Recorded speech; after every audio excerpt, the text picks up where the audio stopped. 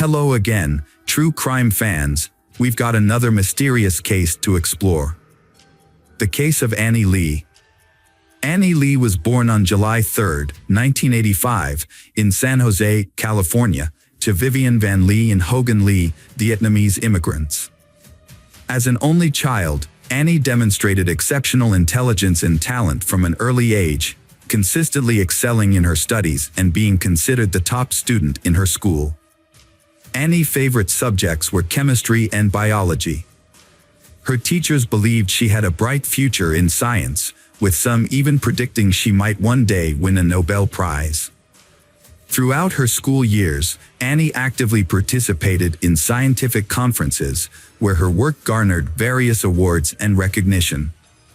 As a high school student, she secured a $65,000 scholarship to study at any U.S. university. Annie chose the University of Rochester in New York, where she studied cellular development biology and medical anthropology.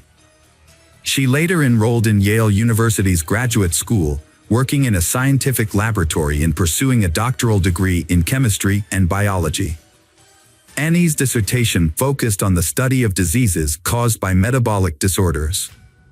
During her time working in the laboratory, she gained much research knowledge, which contributed to the treatment of diabetes and certain types of cancer. Annie, a student at the University of Rochester in New York, while pursuing her studies, met Jonathan Widowski, a fellow student and promising scientist. The two quickly dating, and their parents were pleased with their relationship. After graduating, Annie moved to New Haven, Connecticut, to attend Yale, while Jonathan chose to pursue his studies at Columbia University in New York. Despite the distance, the couple maintained their romance, visiting each other every weekend and making plans for their future. In the summer of 2009, Jonathan proposed to Annie with a beautiful diamond ring, and she happily accepted. They set their wedding date for Sunday, September 13, 2009. Initially, they only shared the news with their parents and close friends, keeping their colleagues in the dark. It wasn't until a week before the wedding, on September 6, that Annie sent out emails to friends and colleagues, announcing their upcoming marriage and a wedding invitation. The day after, the news spread rapidly throughout the department and the lab where Annie worked, becoming the most discussed topic. Annie and her fiancé had planned a wedding ceremony on Long Island, followed by a honeymoon at a luxurious resort in Greece. A few months before she went missing, Annie had written an article for the university publication, where she cautioned students about potential dangers and provided safety tips for when they were off campus. However, despite being aware of the risks, Annie herself fell victim to an unexpected tragedy at her workplace.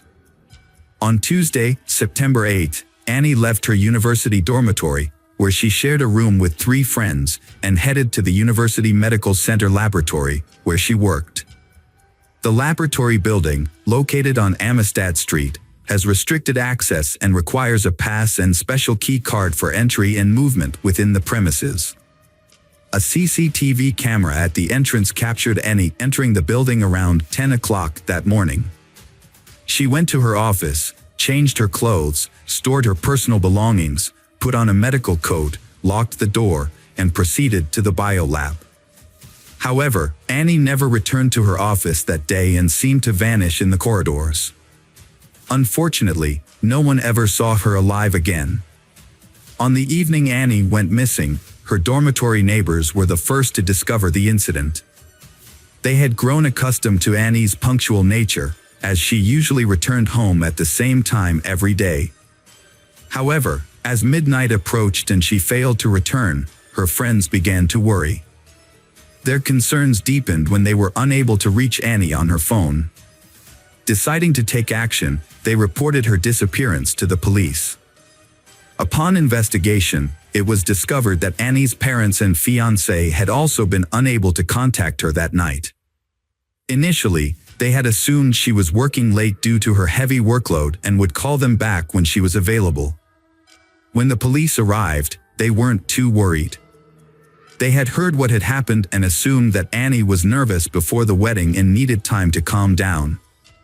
However, their opinion quickly changed after examining Annie's office and reviewing the CCTV footage. They also tracked her movements within the building using her key card. The evidence revealed that Annie had entered the building in the morning but never exited.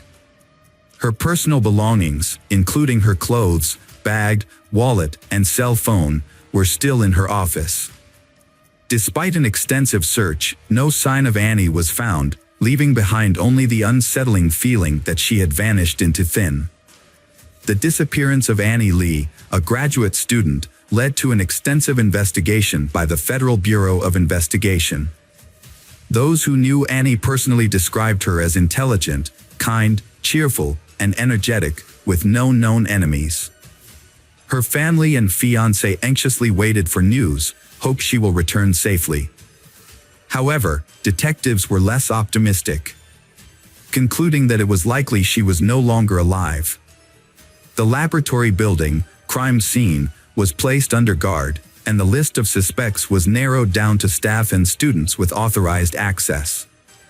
The university atmosphere was tense because everyone realized that the killer might be somewhere nearby. Annie's fiancé, Jonathan, who had flown in from another state, was questioned but had a solid alibi. Despite this, he was visibly shaken and on the verge of a nervous breakdown, deeply concerned about Annie's disappearance. Among the suspects, one is Annie's teacher. On the day she disappeared, he canceled his lectures for unknown reasons and had no alibi. Although his was initially questioned, after the police still believed the perpetrator was likely someone from Yale University's laboratory, either a student, faculty member, or staff. A disturbing detect was found on September 12, providing the first evidence that Annie was no longer alive. A medical coat stained with blood was discovered hidden behind a false ceiling in an auxiliary room of a building. The coat did not belong to Annie, but further examination revealed that the blood on it was indeed hers. On September 13, the body Annie was found in a narrow pipeline on the technical floor of the laboratory. The day she was supposed to get married and leave for her honeymoon in Greece. Her petite stature and fragile build made it easier for her killer to stuff her body into the small space. A service dog's keen sense of smell helped the police locate Annie's body. The location where her body was hidden suggested that the killer was familiar with the laboratory's layout. It was a spot that was hard to access, making it a clever yet sinister choice for concealing the crime. Annie's body showed severe signs of trauma. Most of her ribs were broken, her limbs were damaged, and several teeth were knocked out. However, according to the pathologists, the cause of death was mechanical asphyxia, which meant that Annie was severely beaten and then strangled.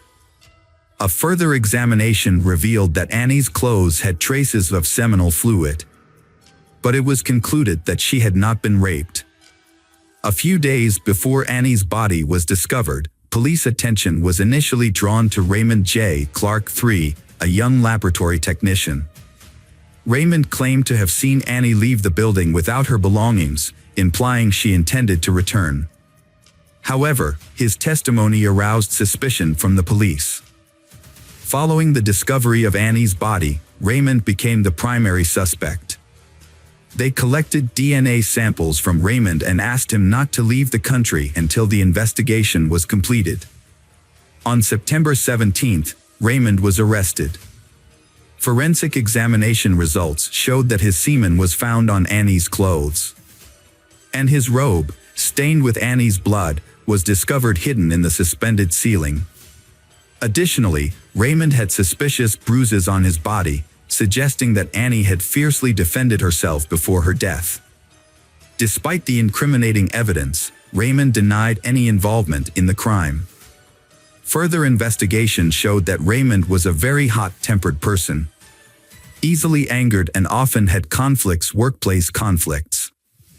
He frequently engaged in verbal altercations with colleagues and had a reputation for being cruel, having physically abused women he had relationships with in the past.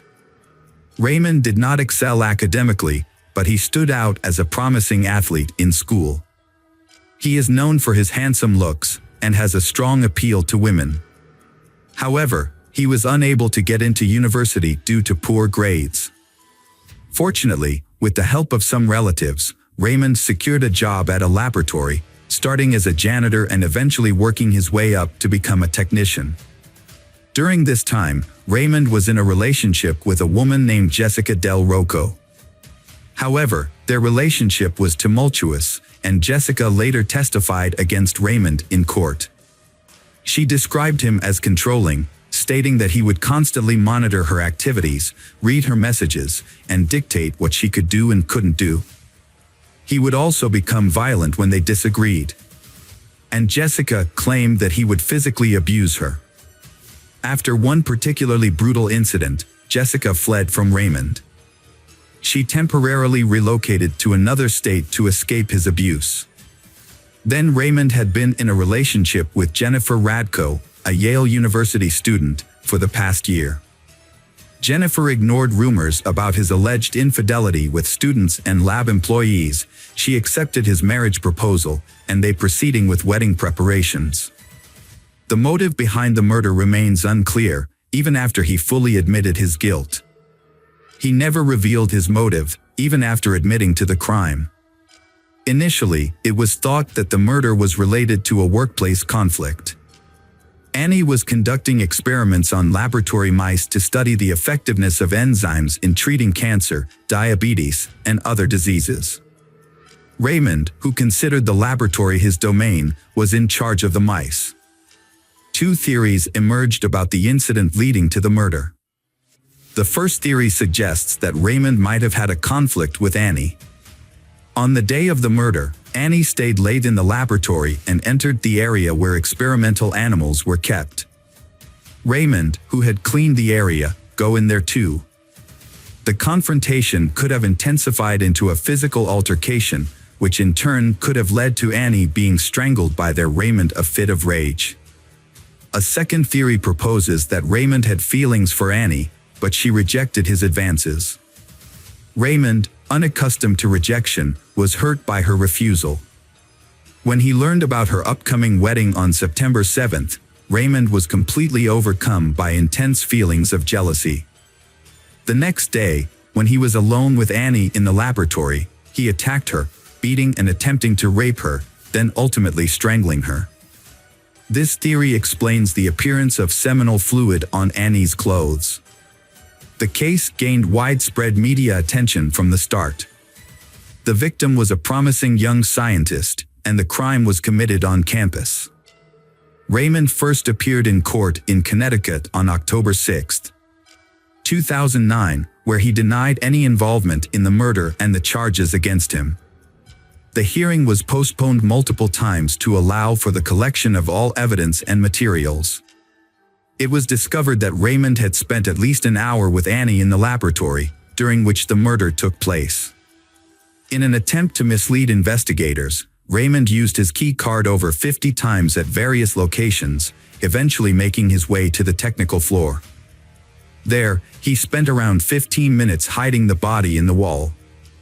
Raymond then activated the fire alarm, which forced the staff to evacuate the building, providing him with an opportunity to blend in and avoid suspicion. A crucial piece of evidence was discovered in the pocket of a robe found hidden under a false ceiling, a green ballpoint pen.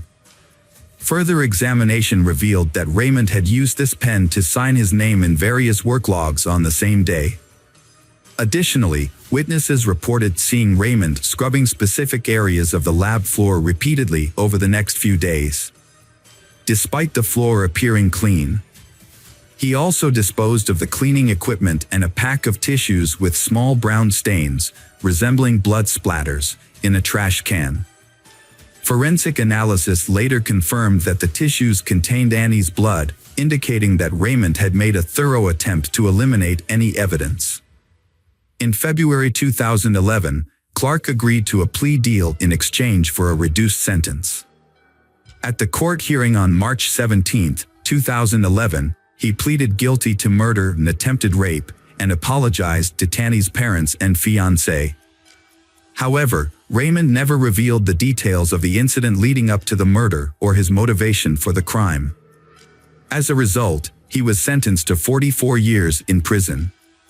Raymond is currently serving his sentence at the Cheshire Correctional Institution in New Haven County, Connecticut, and will not be eligible for release until September 2053.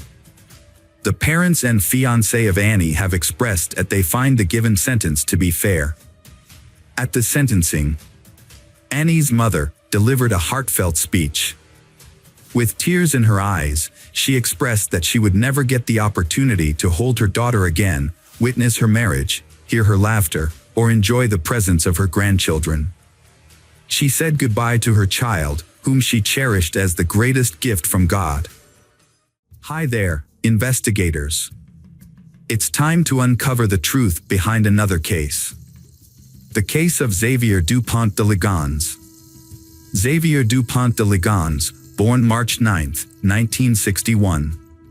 He is the eldest son of the French Count Bernard Hubert Dupont de Lignes and his wife, Geneviève. Xavier had a younger sister named Christine. Xavier's parents were very wealthy.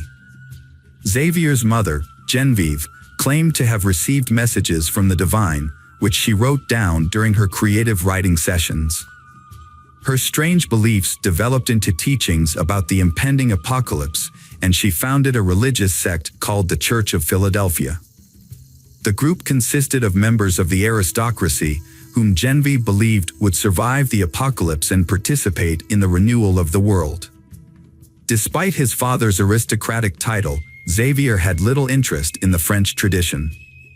Instead, he was fascinated by luxury, high-end cars, and Xavier loved the United States. Xavier's lavish lifestyle was financed by his mother through substantial donations from members of the sect, who vowed to keep their activities secret. In 1974, Xavier met Emmanuel Teneur on the beautiful island of Bra. They formed a friendship based on mutual understanding and respect. It is said that at that time, Emmanuel confessed his feelings to Xavier, but despite his rejection, their close friendship remained unchanged. 2 years later, Xavier met Agnes Hodanger in Neuilly, a suburb of Paris. Agnes was born on November 9, 1962, and Agnes was deeply religious.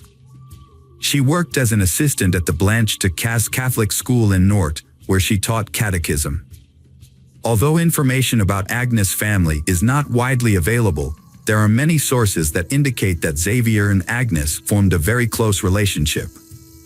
The relationship developed into a short-lived romance before they decided to separate. In 1990, Agnes gave birth to her first child, Arthur, from a non-coercive relationship.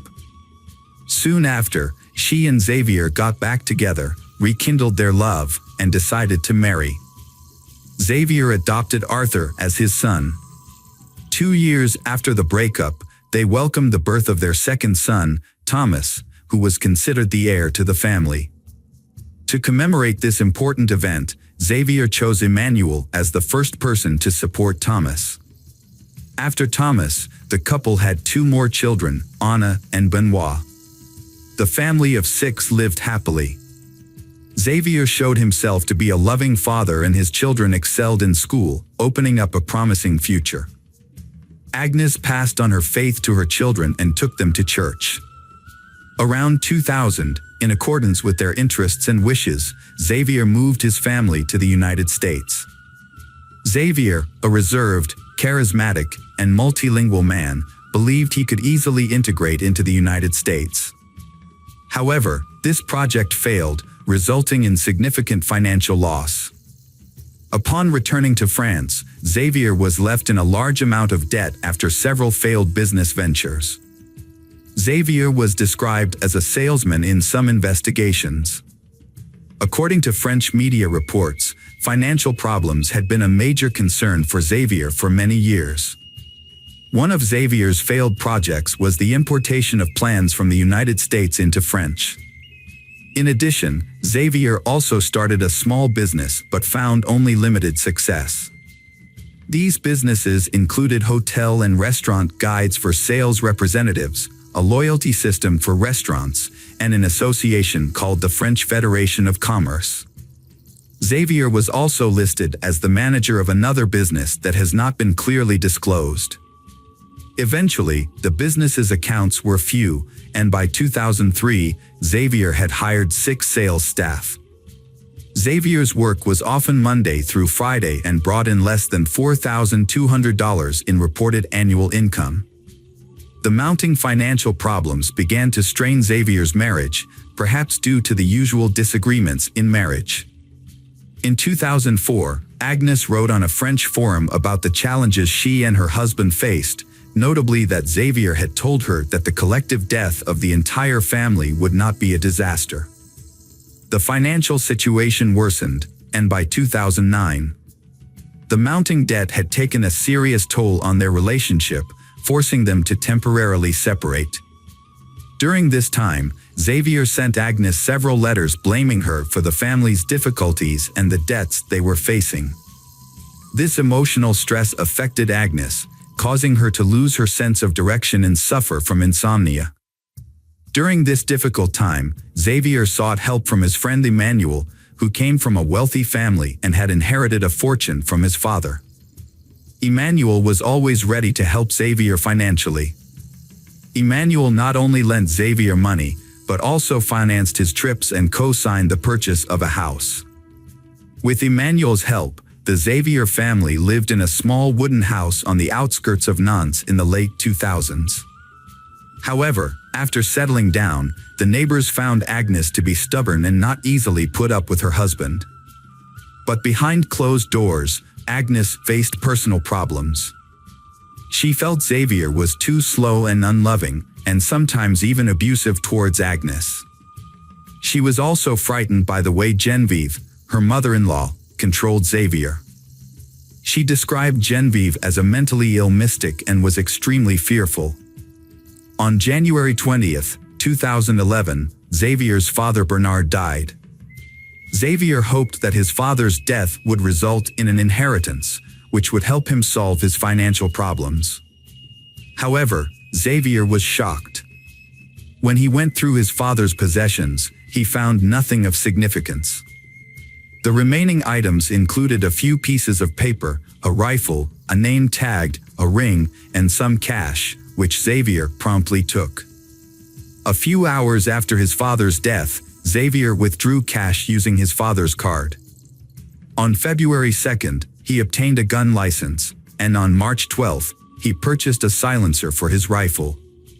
During this time, he practiced shooting a rifle in the garden, looking at a balloon on a support stand.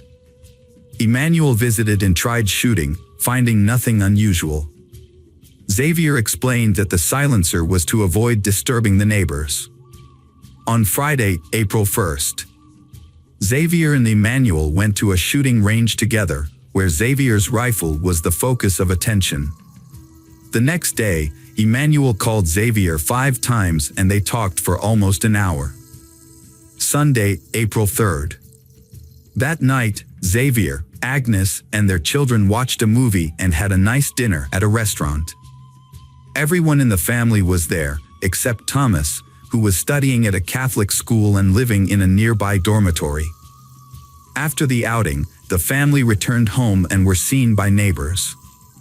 Some family members also exchanged text messages with friends and acquaintances. That night, Xavier used drugs to put his wife and children to sleep, then shot and buried them in the garden. He did the same thing with the family's Labrador. Xavier called Agnes's workplace and said she was sick.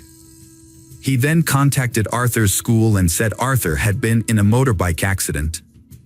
He then contacted Anne and Benoit's school and said they were sick. In the afternoon, Xavier sent a letter to the restaurant where Thomas worked, saying that Thomas would resign because his father had been transferred to Australia. However, Xavier still had to deal with Thomas. On Monday, April 4th, Xavier contacted Thomas and had dinner with him at a restaurant near Thomas's university dormitory. After the meal, Thomas returned to his room exhausted. The next day, Thomas received an urgent text message from his father, saying that Agnes had been in a bicycle accident and was in a coma at the hospital, prompting Thomas to go to Nantes immediately. At midnight, a friend of Thomas's received a text message from him, saying that he was at home watching a movie with his father. Thomas was probably dead by then. About an hour later, Xavier emailed Emmanuel, arranging to meet up soon. Emmanuel responded, reminding Xavier that he had the power of attorney and the keys on the boat. Xavier went in and out of his house and even left a note on the door asking for no more mail to be delivered. Xavier then withdrew cash from an ATM, which was captured on security cameras. He paid with credit cards at restaurants and stayed at hotels under his real name. As Xavier's perfect escape began, the neighbors began to notice worrying signs. The once open windows of the bungalow had been boarded up for days. The 4 children of the Xavier family were no longer seen playing outside. The dogs were no longer heard barking, and Agnes was nowhere to be seen. All disappeared without a trace. Concerned neighbors began investigating and contacted the police. When police arrived, they discovered a nearly empty refrigerator with only a few jars of jam left. In the kitchen, a mop still had food on it, and a ring was placed on the living room table. Guitars were on the sofa, but no one was home. Police found empty picture frames, and the closet was empty of clothes. In the midst of the mystery, on April 9th, a letter appeared, sent to Xavier's family and friends.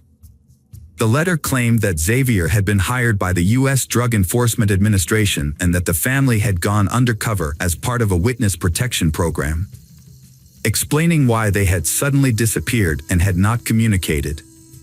Suspicion and concern grew among neighbors who sensed something was amiss. Fearing for the family's lives, they urged the police to investigate further. As the case gained media attention, more details emerged. On April 15th, security cameras captured Xavier entering a small hotel near Cannes. He parked his car, picked up a bag, and disappeared into nearby woods. This was the last time he was seen. Police returned to the family home Xavier on April 21, 2011. There, they discovered a new plot of land under the terrace. When they dug, police found the bodies of Agnes and her 4 children. Each had been shot 2 to 3 times and were wrapped in bags, covered with religious symbols, and carefully buried in sacks of quicklime. The family's 2 Labrador retrievers were also found buried. Despite a thorough search, no traces of blood, fingerprints, or DNA were found. Xavier became the most widely circulated person in France because of his alleged murder. His image appeared on every news bulletin. However, it seems that Xavier has mysteriously disappeared from the face of the earth. Autopsy results of 5 victims showed most of the bullets were shot in the head. In addition, traces of sedatives were found in the bodies of the children, which confirmed the hypothesis that they attacked while they were sleeping. A remarkable detail began to appear around Agnes. In the master bedroom, police discovered a device that Agnes used to control her sleep apnea, which had stopped working at 3:27 a.m. on April 4th. Because of the close relationship between Xavier and Emmanuel was called in for questioning by the police. Emmanuel cooperated with initial investigations. When Emmanuel was questioned about the exported rifle, Emmanuel initially knew about it. However, upon further investigation, the police discovered many inconsistencies in Emmanuel's testimony. They soon realized that Emmanuel was not being completely truthful. A crucial step occurred 24 hours later. Just before noon, Nantes police raided Emmanuel's apartment and seized Emmanuel's laptop. Emmanuel then revealed the real information about Xavier's export rifle. Xavier's mother Genevieve also attracted the attention of the police during their interviews. Genevieve was evasive and denied any knowledge of the Philadelphia church. The police investigation was fruitful. They discovered a copy of a complaint filed years ago by former members of the cult who fled in fear after Genevieve offered to have sex with all the men to conceive. This revelation about the cult, including the wealthy members who provided financial support, led the police to believe that this environment may have provided Xavier with material support. As a result, all former members of the Philadelphia church were questioned, and the police monitored the cult members, hoping to detect any indiscretions in conversations or emails. When the police examined the computer hard drive, they discovered many email exchanges between Emmanuel and Xavier. Some of the emails were particularly revealing about the relationship between the two. One email sent in the early morning of April 6 attracted special attention from the police. These accumulated details led investigators to the crime in which Emmanuel may have assisted Xavier in his escape. However, the police team's work has yielded results. They discovered a copy of a petition obtained years ago by former members of the sect. These people fled in fear after Christine offered to have sex with all the men to identify the chosen tie. The important revelation about this sect, including the wealthy members who provided the main financial support, has helped investigators better understand the work. They believe that this environment may have provided Xavier with the necessary support and substance. Therefore, all former members of the Philadelphia church were examined and followers of the sect were followed, hoping to find connections through conversations or emails. Despite efforts, no murder weapon was found. Xavier's cell phone records helped police track his movements in the country. Xavier's last known trace was recorded on April 15 from a security log. Based on the type of bag Xavier was carrying, police suspected that he may have been carrying a weapon. While everything suggested that Xavier might have committed suicide in the forest, the police conducted a thorough search of the dense forest, but without any results. This led to the hypothesis that Xavier might have sailed the boat to another country. Therefore, an international arrest warrant was issued on May 4. The Nantes police contacted the National Fisheries Monitoring Center to verify whether Emmanuel or Xavier owned a motorboat or a sailboat. The police did not find sufficient information, but Emmanuel was summoned to the Nantes police station for further questioning. When the police asked Emmanuel about the sailboat, Emmanuel claimed it was a coincidence. Emmanuel explained that Emmanuel had given Explorer permission to open his safe in case anything happened to Emmanuel, and that the key to the safe was hidden in a model sailboat in an apartment. According to Emmanuel, the safe contained Emmanuel's will. Despite some suspicious coincidences, the police released Emmanuel. At this point, Emmanuel was only considered a witness. However, the police decided to put pressure on Emmanuel because they suspected that Emmanuel was a possible accomplice. A key discovery was made when police examined all the checks paid to Xavier's company. A $4,200 check signed by Emmanuel, linked to a previously undisclosed bank account in Monaco. Police quickly requested account records, but due to Monaco's strict banking secrecy laws, they would only respond to requests from their own regulators. On September 28, 4 police officers returned to Emmanuel's home. After a long wait, Emmanuel showed up. Emmanuel's apartment was sparsely furnished, with empty liquor bottles scattered around, suggesting that Emmanuel lived a very isolated life. Emmanuel told the police that Emmanuel had not received any letters or phone calls from Xavier. In 2015, a journalist claimed to have received a letter from Xavier stating he was alive. However, after conducting handwriting, DNA, and fingerprint analyses, the letter did not provide any new information. A tip-off about a monk resembling Xavier led police to raid a monastery in Rab Brun sur Aran on January 9, 2018. After a thorough 2-hour search, they concluded it was a case of mistaken identity. Then, on January 18, 2019, Emmanuel died of a heart attack. That same year, authorities arrested a man they believed to be Xavier at Glasgow Airport in Scotland, only to discover it was a case of mistaken identity. Speculation has it that Xavier may be hiding in South America, specifically Argentina, where Xavier can help him avoid being noticed. Despite the passing of the years, the Church of Philadelphia still exists, with members who have been part of the church for nearly 40 years, living in seclusion from the world. Since 2011, the case has been shrouded in rumors and speculation, causing it to stall. Ultimately, Xavier was never found. The perpetrators responsible for the deaths of Agnes and her 4 children have still not been found. Hello friends, welcome to our channel. Today we're going to take a look at another horrible case with you. The case of Maria Munoz. Maria Munoz was born on January 25, 1989, to Marisol Rodriguez and Jorge Luis Munoz, and was one of 3 children. Growing up in a loving and vibrant household in Puerto Rico, Maria faced a devastating loss when her mother passed away at a young age. It was around this time that she met Joel Pellet. Despite this hardship, Maria took on the responsibility of caring for her siblings, Marisol Munoz and Peter Hernandez. Maria and Pellet, who was 11 years older, initially met in Puerto Rico, where Maria was born and raised. At the time, Pellet was a nursing student with ambitious dreams, and Maria was also pursuing a nursing career. Despite their age difference, they got married in 2011. Following their marriage, the couple relocated to Laredo, Texas, where Pellet secured a prestigious position as a nurse anesthetist at a local hospital, earning a substantial income. Their newfound financial stability enabled them to live a life of opulence, marked by luxury cars and extravagant vacations. Maria Munoz, a devoted mother, lived in Laredo, Texas, with her husband Joel Pellet, 40, and their 2 young sons. After leaving her job, she dedicated herself to caring for her family full-time.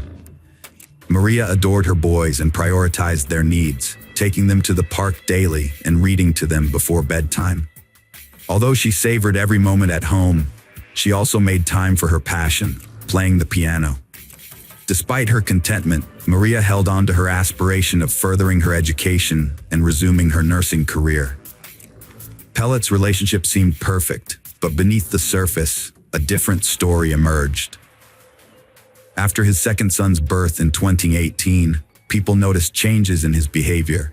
He lost weight, gained muscle, and became flirtatious with other women. He stopped posting family photos, instead sharing solo pictures, giving the impression of a single, carefree life. Pellet's colleagues noticed his growing closeness to surgical nurse Janet Arando. As time passed, it became clear they were having a secretive affair. In 2020, Maria found airline tickets Pellet bought for himself and Janet to travel to Europe. This discovery left Maria shattered, feeling betrayed and devastated by their decade-long facade. She sought a therapist's help to cope with her emotional turmoil and was prescribed medication to support her mental health struggles. Around this time, Maria started writing in journals to cope with her thoughts and feelings. As tensions between Pellet and Maria increased, a confrontation occurred on September 19, 2020, when Maria visited Janet's house and found Pellet's car parked in the driveway. Maria confronted Pellet, forcing him to choose between her and Janet. Pellet chose Janet, leading to an argument that prompted Janet to call the police. However, Maria and Pellet had left before the police arrived. Later, the police called Maria while she was in the car with Pellet, and they could hear him yelling at her in the background. Once they got home, Pellet's anger escalated, and he punched a hole in Maria's car windshield, demonstrating his intense anger. The next morning, on September 20th, Maria sent Pellet a text message stating her intention to hire a lawyer to resolve their situation. However, Pellet responded, suggesting they handle the matter without lawyers, as he believed it would be too expensive. Just hours after their text conversation, Pellet appeared to have a change of heart. He emailed Maria, expressing his profound sadness and inner turmoil. In the email, he conveyed his desire to have a genuine and calm conversation with Maria, free from argument. Maria replied, and they agreed to meet the following evening, around 5 p.m. on Monday, September 21st. Before meeting him, Maria was extremely nervous and messaged her friend Yasmin Martinez about the planned meeting. Unfortunately, the encounter ended in a terrifying way. The next day, September 22nd, 2020, Pellet frantically called 911, saying his wife might have taken prescription pills and was no longer breathing. Officer DEA Cruz arrived at Pellet's house around 1:40 a.m., with his body cam recording the entire scene. He found Pellet at the top of the stairs, near the main bedroom, where he was still wearing his green hospital scrubs and performing CPR on his wife. Their 2 sons were asleep in nearby rooms. Once the paramedics arrived, they took over CPR efforts on Maria. Officer asked Pellet about pills Maria took. Pellet fetched a bottle with clonazepam prescription from the bathroom, but it was in his name, not Maria's. The bottle was unusually back in the cabinet. Body cam footage showed Pellet pocketing the pill container. DEA Cruz suspected he concealed something.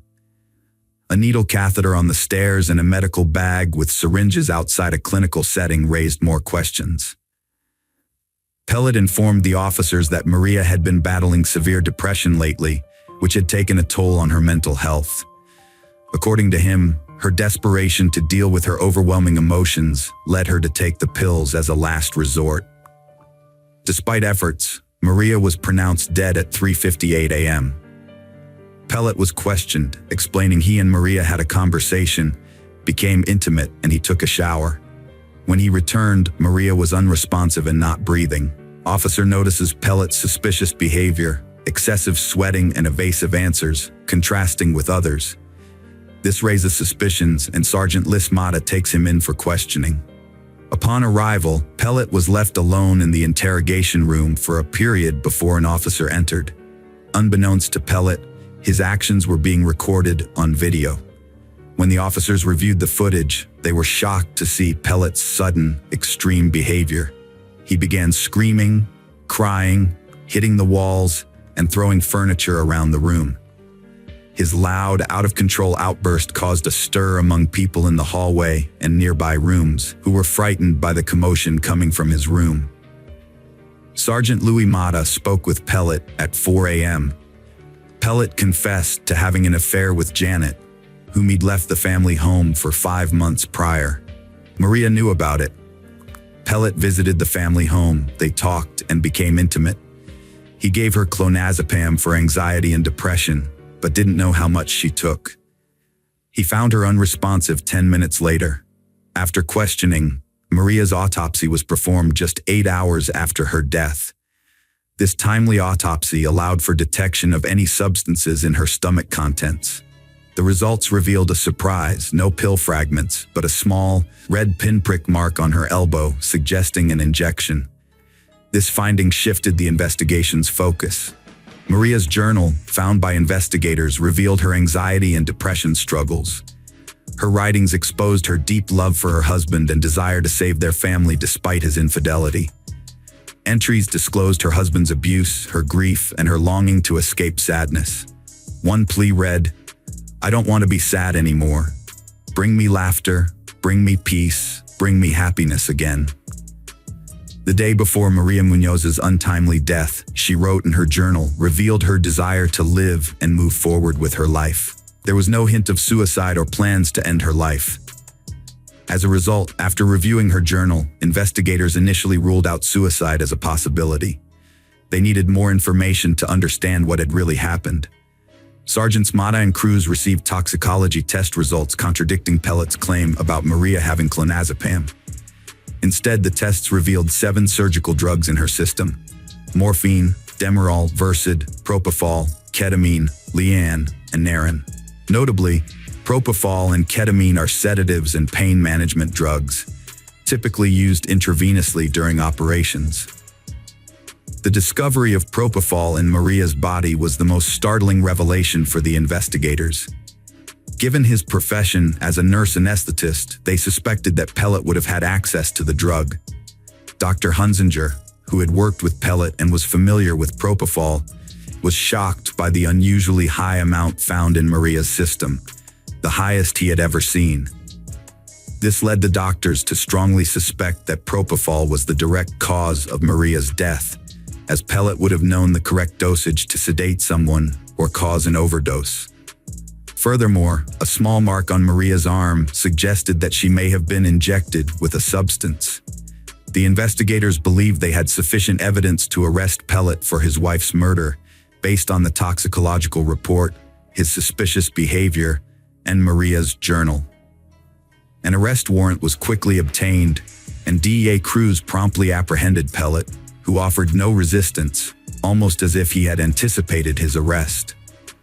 Pellet was then taken to the police station, marking the beginning of a new phase in the investigation as law enforcement officials prepared to question him further about the events surrounding Maria's tragic death. The trial began on March 21, 2023, with both the prosecution and defense presenting their arguments. The prosecution team, comprising only women and dubbed Maria's team, built a strong case against Pellet by using Maria Munoz's journal entries. This approach aimed to showcase Maria's personality to the jury, highlighting her qualities as a wife and mother. Through her journals, the prosecutors painted a picture of Maria as a caring, intelligent, and excellent mother, conveying her lively spirit to the jurors.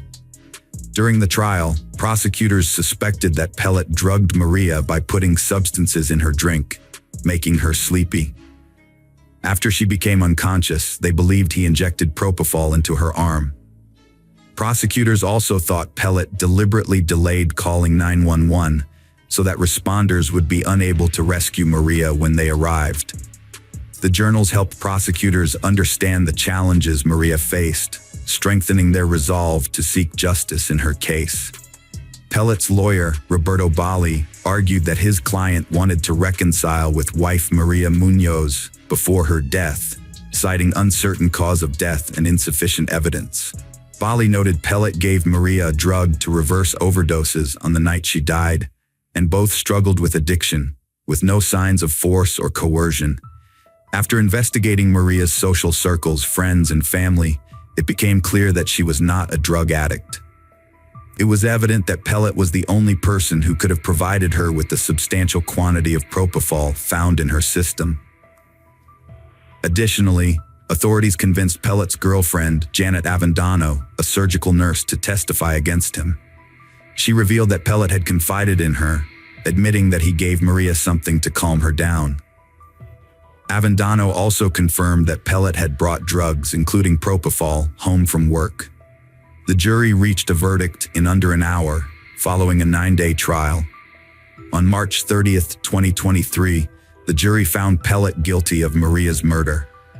He was subsequently sentenced to life in prison on April 27, 2023, plus an additional 10 years and a $10,000 fine for tampering with evidence. Joel Pellet is currently imprisoned for life at a Texas Department of Criminal Justice facility, serving time for his cruel actions. His imprisonment serves as a reminder that criminals will be held accountable and that Maria's memory will be honored through the pursuit of truth and justice. The reason behind Maria's murder is still unclear, but according to the prosecution, Joel Pellet killed his wife to end their marriage and start a new life with his girlfriend, Janet Avendano. In the end, justice prevailed, and the verdict ensured that Pellet was punished for his crime. The jury's decision brings some closure to this tragic case, sending a clear message that such brutal acts will not go unpunished. The conviction highlights the importance of upholding justice and serves as a warning to those who commit similar crimes that they will face the full force of the law. Friends, welcome to our channel. Today we're going to take a look at another horrible case with you, the case of Pam Hupp. Pam Hupp was born on October 20, 1958 in Delwood, Missouri, as the second child to the Newman family. She married Mark Hupp, and they had 2 children together. In 2001, the family relocated to Fallon, Missouri. Pam had a varied work history, eventually working as administrator for State Farm until 2010, when she stopped working due to back and leg pain. During this time, she started filing disability claims. On August 16, 2016, around noon, Louis Gumpenberger, a mentally challenged man who had been struggling with mental and physical disabilities since a car crash in 2005, died after being shot 5 times by Pam Hupp in her apartment. Earlier that day, Pam called 911, reporting a robbery. According to Pam, Gumpenberger had jumped out of a vehicle driven by another person attacked her with a knife while she was in her SUV, and she claimed she slapped the knife away with a karate chop. Pam said she then ran into her house, grabbed her Ruger LCR from the nightstand, and shot Gumpenberger 5 times in self-defense. She alleged that Gumpenberger ordered her to drive him to the bank to withdraw Russ's money, and claimed that Gumpenberger attacked her in her driveway. Russ was Russ Faria, a man wrongly convicted of murdering his wife Betsy in 2011. At the crime scene, the police found 9 $100 bills on Betsy's body, along with a handwritten note addressed to her. The note contained chilling instructions for the killer, detailing what they needed to do at Pam's apartment. Firstly, they had to retrieve Russ's money. Then they would take Pam into the house, kill her, and make it look like Russ's wife was responsible. The murderer wanted Pam's life to end in a specific way. They even specified that the knife should be left sticking out of her neck. They were willing to pay Gumpenberger a hefty sum of $10,000 for completing the task. Pam Hupp was arrested for murder. However, truth behind Gumpenberger's death emerged when Pam voluntarily visited O'Fallon police. During her interview, Pam asked if it be recorded, citing her TV appearances with KTVI's Chris Hayes, whom she blamed for attracting criminals. According to the Fallon chief of police and the prosecuting attorney of St. Charles County, Pam had lured Gumpenberger into her home by posing as a television producer named Kathy. She pretended this was for a TV show and tricked him into reenacting a 911 emergency call, providing a perfect cover for the horrific crime she was about to commit. After murdering Gumpenberger, Pam wrote a note that was later found on his body. The police were convinced that Pam was a ruthless killer due to the overwhelming evidence they discovered, including the $100 bills found on the deceased body. It was later revealed that Pam had planted these bills on Gumpenberger's body. Significantly, the 10th $100 bill was found in Pam's dresser, and its serial number was sequential with 3 of the other $100 bills found on the body. The St. Charles County Police subsequently reopened a complaint filed on August 10, 2016, by Carol Alford, who reported a woman matching Pam's description. This woman had approached Alford, offering to pay her $1,000 to participate in a fake 911 call, and was driving an SUV identical to Pam's. It emerged that Carol Alford was not the only one with a similar complaint. Brent Harleton informed the police that Pam had made him the same offer less than an hour before she shot Gumpenberger. Pam claimed in her interview that she had never met Gumpenberger before, but phone records showed that she had been at his doorstep. Further investigation revealed that Pam owned the knife she claimed Gumpenberger used to attack her, which she had purchased along with other items at a store in O'Fallon. It was also discovered that Pam had a habit of storing her knife between her kitchen counter and stove, similar to how the knife was found in her car, wedged between the passenger seat and central console. During a search of her home, police found a carpet swatch that seemed to be placed to protect her rug from Gumpenberger's blood. The police had doubts about Gumpenberger's ability to commit the crime due to his mental state. It became clear that Pam was guilty when she shot Gumpenberger, apparently trying to protect her rug from blood.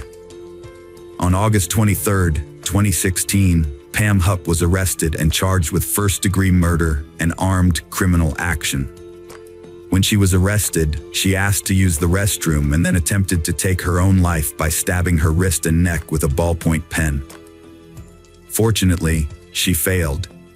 Pam made her first court appearance on January 30, 2017, where St. Charles County Assistant Prosecutor Phil Groenweg argued that her actions demonstrated a consciousness of guilt. Pam Hupp was convicted on all charges by a grand jury in December 2016 and was given a $2 million bail. Her trial began in 2017, during which she pleaded not guilty, prompting the prosecutor to seek the death penalty. They argued that she had made a decision to target Gumpenberger as her victim. In June 2019, Pam entered an Alford plea, effectively withdrawing her request for a jury trial and avoiding the death penalty. Following her guilty plea, she was sentenced to life imprisonment without parole in August 2019. After her sentencing, Pam called her then-husband, Matt Hupp, and admitted to killing Louis Gumpenberger to spare their family the ordeal of a distressing trial. The trial exposed a disturbing aspect of Pam's character, revealing a shocking truth that horrified the police, judges, and the entire nation. In June 2016, Judge Cunningham ruled that evidence related to the brutal murder of Betsy Faria could be presented in court, leading to the reopening of the Betsy Faria case. Betsy Faria, born Elizabeth K. Meyer Faria, resided in Troy, Missouri, where she worked alongside Pam at State Farm as a life insurance administrator. In 2010, Betsy was diagnosed with cancer, and by October 2011, she had discovered that it had spread to her liver, leaving her with only a few months to live. Prior to her death, on December 22, 2011, Betsy altered the sole beneficiary of her $150,000 life insurance policy, replacing her husband, Russ Faria, with Pam Hupp, without informing him or their daughters of the change. Pam later claimed that Betsy had instructed her to establish a trust fund for her daughters until they came of age. However, Pam subsequently alleged that Betsy had wanted her to keep the money for herself, citing a previously undisclosed romantic relationship between the two women before Betsy's death. Betsy's daughters became suspicious and took Pam to court in 2014, but their attempt to retrieve their mother's life insurance fund from Pam and her husband Matt was dismissed by the court. In 2016, Russ took legal action against State Farm. 5 days after Betsy made Pam Hupp the sole beneficiary of her life insurance policy on December 22, 2011, Betsy attended a chemotherapy session at the Alvin J. Siteman Cancer Center, which left her weakened. Afterwards, she went to her mother's house as planned, where Russ was supposed to pick her up, or she would stay overnight. However, Pam Hupp unexpectedly arrived at Betsy's mother's house and offered to drive Betsy home, claiming she dropped her off around 7 p.m. Betsy's daughter later stated that her mother missed her call at approximately 7:21 p.m. By 9:40 p.m., Russ made an emergency call to 911, frantically reporting that his wife Betsy had taken her own life. Russ spent the evening at his friend Michael Corbin's house, watching movies from 6 p.m. to 9 p.m. Afterwards, he drove to Arby's Lake in St. Louis before heading back home. When Russ called for help, the first responders arrived about 10 minutes later. Upon examining the scene, they immediately ruled out the possibility of suicide. Betsy's body was found lying on her right side, with 55 stab wounds and a wrist cut to the bone. A kitchen knife was lodged in her neck, and another knife was discovered under her pillow. Notably, there were no bloodstains or footprints near the entrance of the house. The estimated time of Betsy's death was determined to be between 7:20 p.m. and 9:41 p.m. Fingers pointed to Russ Faria as the main suspect after his wife's murder. Authorities believed he had a motive due to being denied $150,000. Russ was arrested a day after the murder and charged with first-degree murder, despite claiming innocence. A pair of blood-stained slippers were found in his closet, and he failed a polygraph test. The police deemed his demeanor suspicious and erratic. Russ's bail was set at $250,000, which he couldn't pay, so he was jailed until his November 18th trial. Pam told police Russ was violent, a heavy drinker, and had threatened Betsy before. With a $150,000 motive, it was easy to suspect him. Russ's trial was an extremely challenging and brutal process.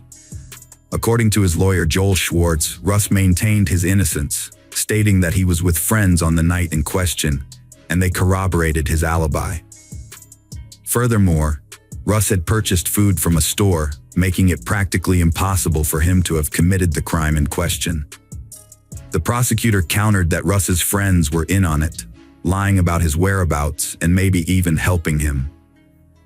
The judge, Christina Menem, refused to let Schwartz present evidence pointing to an alternative suspect, Pam, despite strong evidence of her motive and suspicious behavior. She claimed to have put $100,000 from insurance into a trust fund for her sister's daughters, but later admitted to keeping it for herself. She didn't want others to have it, so she implied she wanted someone else to have it. A detective reported a crime scene camera malfunction, causing key photos to be lost. Despite the odds, Russ was convicted of murder and armed criminal action, sentenced to life plus 30 years. Before Russ's retrial, her lawyer obtained the photos showing no blood trail. He's still trying to find out who sent them to him. Betsy Pam's case took a welcome turn during re-examination. At trial, her sister Camp testified that Russ was devastated when his wife removed him from her insurance policy. Russ had pressed a pillow to Camp's face. Russ's friends were accused of being accessories to murder, but no charges were filed. After 4 years in prison, Russ's attorney appealed the conviction in 2015. However, a judge rejected a review of the case in 2013. In 2014, KTVI and the St. Louis Post-Dispatch reinvestigated the case, unveiling suspicious facts about Betsy's death and the killer's identity. Pam Hupp's alibi was discredited due to contradictory statements, and it was revealed she lied about not being in the Furia home. The fact that Pam was completely forgotten about in the murder case was not only shocking to Schwartz and Russ, but some members of the Lincoln County Sheriff's Department had also been confused as to why Pam was not being investigated as a possible suspect in the case.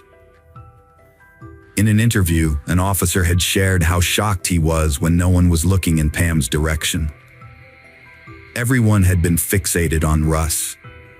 Media exposed prosecuting attorney ASI's effort to imprison Russ, revealing her relationships with the captain of investigations Mike Lang and a lead investigator prosecuting witness. This led to a retrial in 2015 with a new judge, Christina Menem, initially presiding. After Menem's recusal, Judge Stephen R. granted a new bench trial and released Russ on bond. Schwartz presented evidence against Pam, revealing she told police she saw Russ with another man. CSI agent Amy Buhner believed Russ's blood-stained slippers were planted evidence. Russ was acquitted in 2015 and later sued ASI and deputies for ignoring exonerating evidence and fabricating their own. Russ was surprised by the speedy exoneration. Russ won a $2 million settlement in 2020. ASI faced a bar complaint from Joel Schwartz, but it was rejected in 2016. In 2017, ASI cooperated with the U.S. Attorney's review of Betsy Faria's case and asked for an independent probe into her conduct, but was cleared of any wrongdoing. Judge Christina Menem was suspended in 2017 for misconduct. She and ASI were later voted out for mishandling the Betsy Faria murder case. In 2019, Lincoln County appointed Mike Wood as the new attorney, who reopened the case, inspired by Russ Ferris's wrong conviction. After Pam Hupp's Alford plea, Wood requested a review by the major case squad. The case also motivated Rick Harold to run for Lincoln County Sheriff in 2020. Pam Hupp was questioned as a suspect in Betsy Faria's murder in July 2021. She was charged with first-degree murder and armed criminal action. The prosecutor sought the death penalty due to the brutal nature of the crime, which included 55 stab wounds and a severely cut wrist. Evidence against Pam included a $150,000 life insurance policy, which she claimed for herself despite promising to put it in a trust fund for Betsy's daughter. Pam Hupp claimed she and Betsy were lovers in 2021 and that Betsy wanted more than friendship. She betrayed Betsy, saying Betsy had a crush on her. Prosecutor Mike Wood thought Pam murdered Betsy, stabbing her 55 times with a kitchen knife while she slept. Pam then used her socks to spread footprints, trying to appear as domestic violence. Pam Hupp's case file linked her to Betsy Faria's murder. Despite claiming to be home by 7:20 p.m., Pam's call records showed she was still at Betsy's. Betsy's body position suggested she was killed by someone she trusted. Pam pleaded not guilty in 2022, but her trial was delayed due to her attorney's death. It's now set to begin in 2025 and last about a month. Prosecutor Mike Wood thought the case against Pam Hupp was mishandled from the start, with bias against Russ Faria in his second trial. A 2015 destruction order could have erased key evidence, luckily overlooked, ensuring Faria's release. Friends, welcome to our channel. Today we're going to take a look at another horrible case with you, the case of Ellen Greenberg. Ellen Ray Greenberg was born in New York in June 1993 to Santa and George Greenberg. As their only child, she grew up in a loving and nurturing environment. During her high school years, Ellen was a dedicated team player and demonstrated great athletic potential. She was characterized as energetic, restless, and outgoing, yet she also excelled academically, particularly in the humanities. After graduating from high school, Ellen attended Pennsylvania State University, where she earned a degree in public relations. However, she soon realized this wasn't the career path she wanted to pursue. In parallel with her job, she enrolled in a pedagogical institute's correspondence department, and a few years later, successfully defended her diploma. Ellen then relocated to Philadelphia, where she landed a job as a junior high school teacher. Ellen's life was thriving, according to her relatives. She was bursting with enthusiasm, making ambitious plans for the future, and absolutely loved her work with students. It was during this period that she met Samuel, also known as Sam Greenberg, a young man from a wealthy and prominent family in the city. Sam's parents ran a large business, and his uncle was renowned as one of the top lawyers in the state. The two met in 2009 at a party through mutual friends and instantly clicked. Their friendly banter soon turned into a whirlwind romance, and they decided to move in together shortly after. As the clock struck 2011, on New Year's Eve, Sam proposed to Ellen, and the couple began making preparations for their spring wedding that same year. The news was met with joy from both families, and it seemed that nothing could come between the happy couple. Ellen threw herself into the delightful tasks associated with wedding planning, including drawing up guest lists, sending out invitations, choosing a venue and decorations, trying on wedding dresses, and organizing their honeymoon. Notably, Ellen took the reins on these preparations, with the groom seemingly uninvolved, although their loved ones didn't think much of it at the time. On January 26, 2011, a severe snowstorm hit the city. Ellen went to school as usual, but classes were canceled around noon due to strong winds and a blizzard, and students and teachers were sent home. Ellen returned to the apartment she shared with her fiancé, Sam. Later that day, the couple allegedly had a disagreement, which Sam initially confirmed but later denied. At around 5 p.m., Sam went to the gym in their apartment complex. When he returned, he found the apartment door locked from the inside. Sam first knocked loudly, then called out to Ellen by name, drawing the attention of their neighbors. He also tried calling her phone and sending messages, but there was no response to his knocking, calling, and yelling. However, it was clear that Ellen's phone was still inside the apartment. Sam went to the first floor of the building to ask the security guard for help.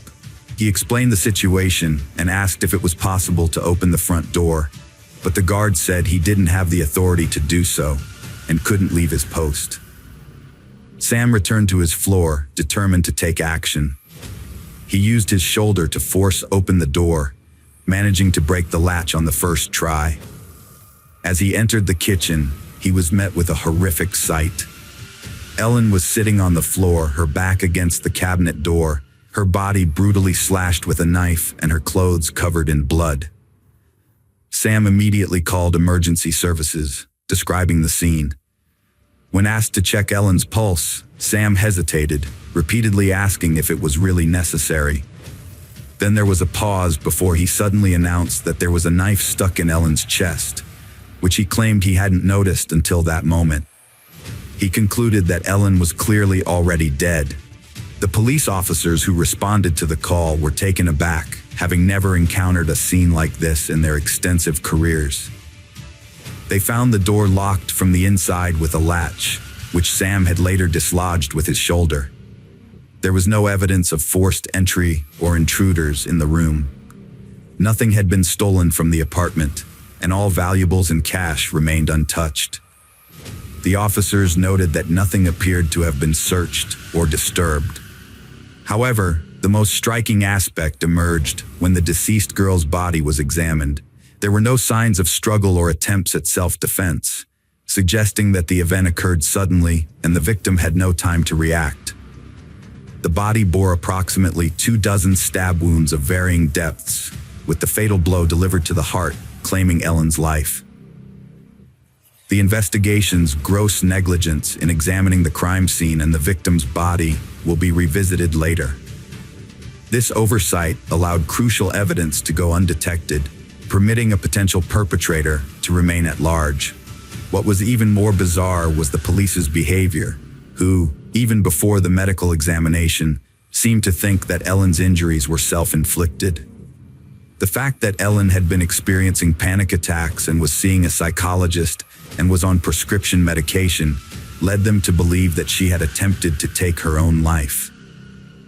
Ever since she had started suffering from an anxiety disorder, Ellen had been prone to panic attacks. The situation was so severe that she had sought professional help from a psychologist. She tried not to burden her family with her concerns, and they, in turn, had attributed the changes in her behavior to pre-wedding stress and excitement. The psychologist who worked with Ellen had prescribed her 2 medications to help manage her anxiety, which she took regularly. As the psychologist would later report, neither of these medications, whether taken separately or together, could have had any adverse effect on Ellen's mental state, leading her to contemplate death. The specialist also noted that, despite her anxiety, Ellen had never had such dark thoughts. Ellen's friends and colleagues observed a change in her behavior after she moved in with Sam. She became anxious, restless, and hesitant to make decisions without consulting him. Whenever faced with a situation, Ellen would say she needed to discuss it with Sam and couldn't give an answer without his input. Ellen's parents also noticed these changes, but whenever their daughter tried to open up about her emotional struggles, she would insist that Sam was not the cause. Interestingly, 3 weeks before the tragedy, Ellen told her mother that she wanted to quit school, drop everything, and move back to her parents' house. Her mother was taken aback but reassured Ellen that she was always welcome to return home, no questions asked. However, Ellen never mentioned it again. Later, it was suggested that after the couple moved in together, Sam became violent towards his fiancée, and she lived in fear, too afraid to confide in anyone about the abuse. Although the psychologist Ellen saw did not confirm or deny this, they observed that Ellen struggled to put her feelings into words and describe what was troubling her. It seemed as though she wanted to reveal something significant, but her fear held her back. The case was plagued by inconsistencies and unanswered questions from the start. What's striking is that nobody made a serious effort to investigate these anomalies. The investigation was remarkably sloppy, with the crime scene and body examination poorly handled and expert analysis lacking. Many crucial details, facts, and evidence were disregarded and lost forever, making it impossible to reconstruct the events of the incident accurately. There were no signs of self-defense injuries on the victim's hands, suggesting that she did not try to fight back. Her body, however, showed multiple bruises. According to her fiancé, these were likely caused by her participation in team sports. Ellen's parents disputed this, stating that their daughter had not had time for sports or gym activities recently due to her busy work schedule and active wedding preparations. No suicide note was found, and Ellen's body showed signs of a brutal attack. Yet, investigators quickly suggested that she might have taken her own life. The presence of food spices and a cutting board on the kitchen table led them to theorize that Ellen had started preparing dinner, only to suddenly decide to end her life by cutting herself with a knife. However, the autopsy revealed that Ellen's body had nearly 24 stab wounds of varying depths, with 10 of them inflicted from behind. Given the severity of some of these wounds, medical experts questioned how she could have continued to move and inflict such injuries on herself, eventually stabbing herself in the heart. This raised serious doubts about the initial suicide ruling. Despite these contradictions, the investigation stuck to its original version, refusing to open a criminal case. The main reason cited was the lack of evidence of an intruder in the apartment and the absence of any signs of self-defense. Some concerns were raised about the possibility of forced entry into the apartment due to the unusual latch on the inner part of the door. This latch could be closed from the outside, but not fully. If the latch had been fully closed from the inside, it would have been impossible to break it open with a single shoulder blow without damaging the doorway. However, based on the nature of the damage, it appeared that the latch was only partially closed, which would have been possible from outside the door. Sam testified that he sought help from a security guard who accompanied him upstairs and witnessed him kicking down a door. However, the guard disputed this, stating that he never left his post. Despite this discrepancy, the investigation did not pursue the matter, deeming it irrelevant. The investigation reviewed footage from a single surveillance camera leading to the gym, which showed Sam walking towards the gym and then returning. Although it is possible that Sam exited through another passage and returned to the gym during the intervening time, his alibi was not investigated, and potential witnesses who could confirm or deny his presence at the gym were not interviewed. Sam didn't call the police until an hour after he discovered the door was locked, and his fiancée didn't respond to his knocking and shouting. When he finally made the call, the officer who took it noticed that Sam was acting strangely, despite his frantic screams and wails. The specialist was suspicious of Sam's behavior, thinking it was an act, because although he was calm enough to answer questions, his voice wasn't shaking when asked to start administering first aid. At first, Sam questioned the need to do so, then calmed down, and finally mentioned a knife stuck in his girlfriend's chest, which he claimed not to have noticed earlier. It's worth noting that before calling the police, Sam called his parents and his lawyer uncle, who arrived at the apartment before the police and went with Sam to the station to make a statement. The next day, Sam and his uncle went back to the sealed-off apartment to collect some personal belongings, taking all of Ellen's electronic devices, 2 laptops, a phone, and a tablet. A few days after the investigation began, detectives unexpectedly decided to examine the devices in question, only to discover that the search history contained queries related to suicide. When police officers arrived at the scene, they conducted a brief investigation and hastily concluded that Ellen had committed suicide. Even when new evidence came to light, they refused to reconsider their initial ruling. The sequence of events surrounding Ellen's wounds couldn't be determined, but it was clear that the fatal blow was to the heart. The medical examiner who performed the autopsy found this unusual and decided to conduct a further investigation. He sent a sample of Ellen's spine to a specialist to determine if her spinal cord was damaged.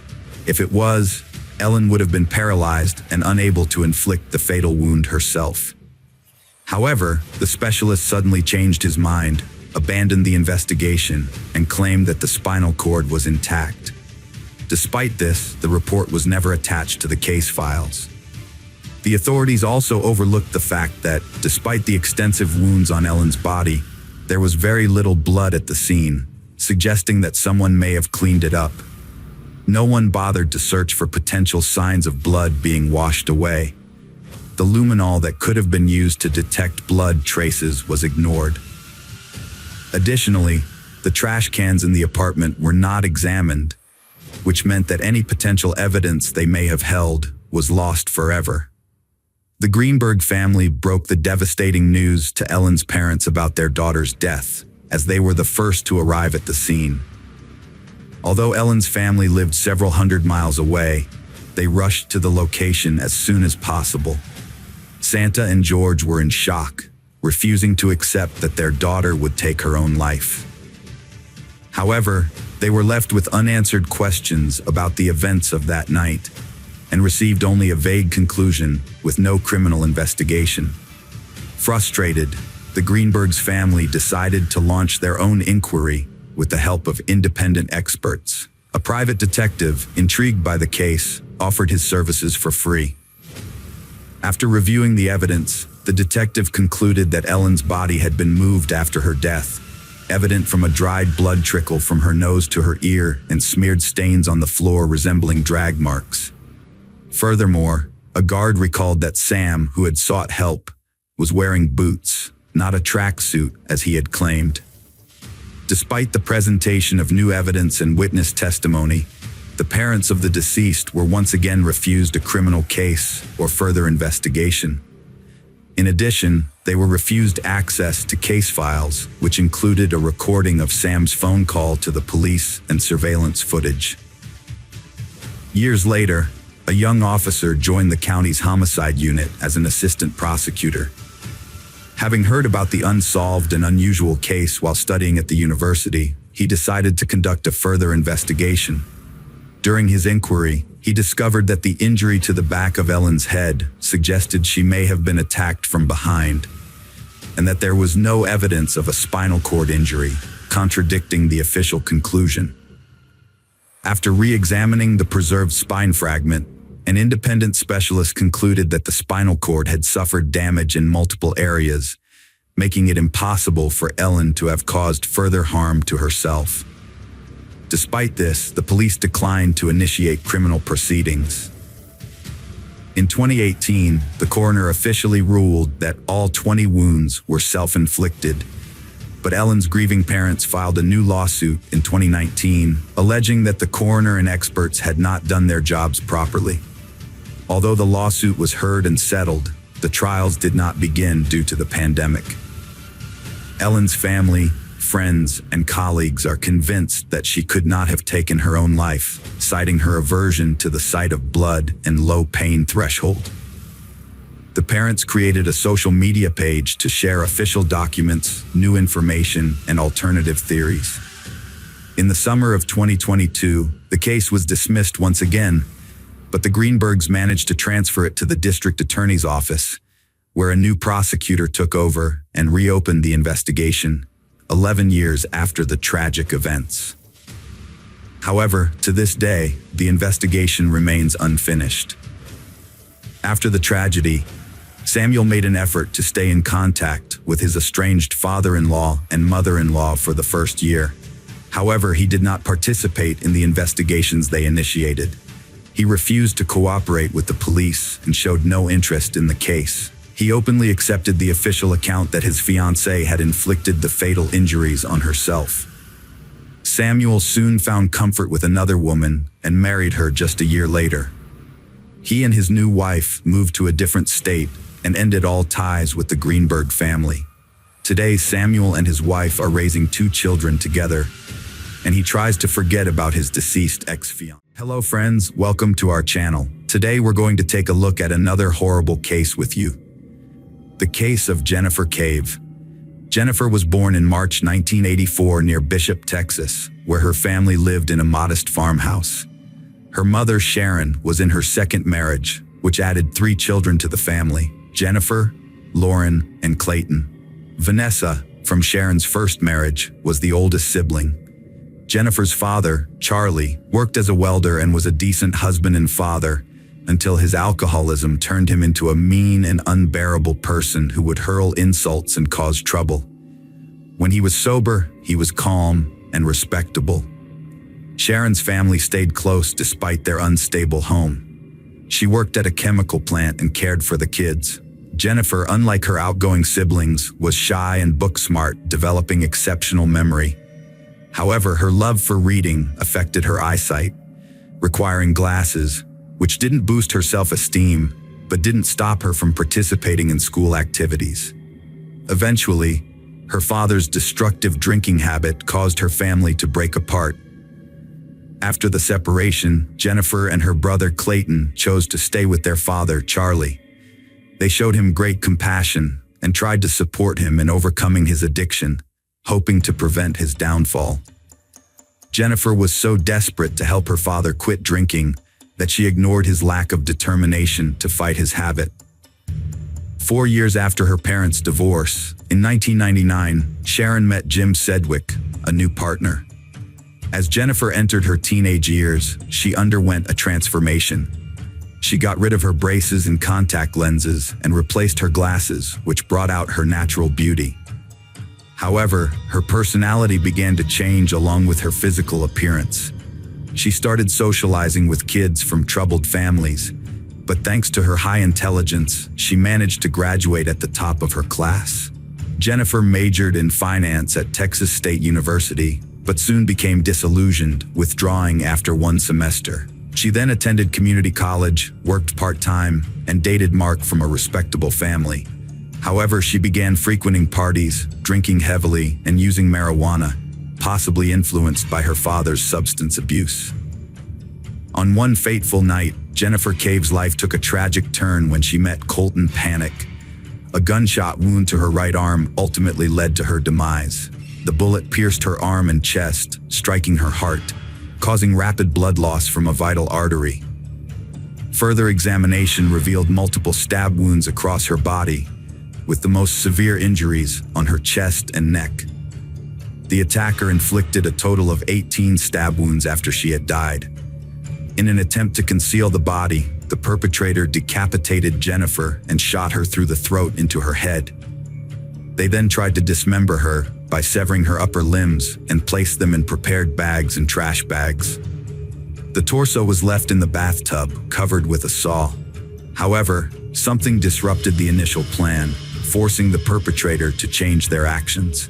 Upon discovering Jennifer's body, the police arrived but lacked a warrant to search Colton Patak's apartment.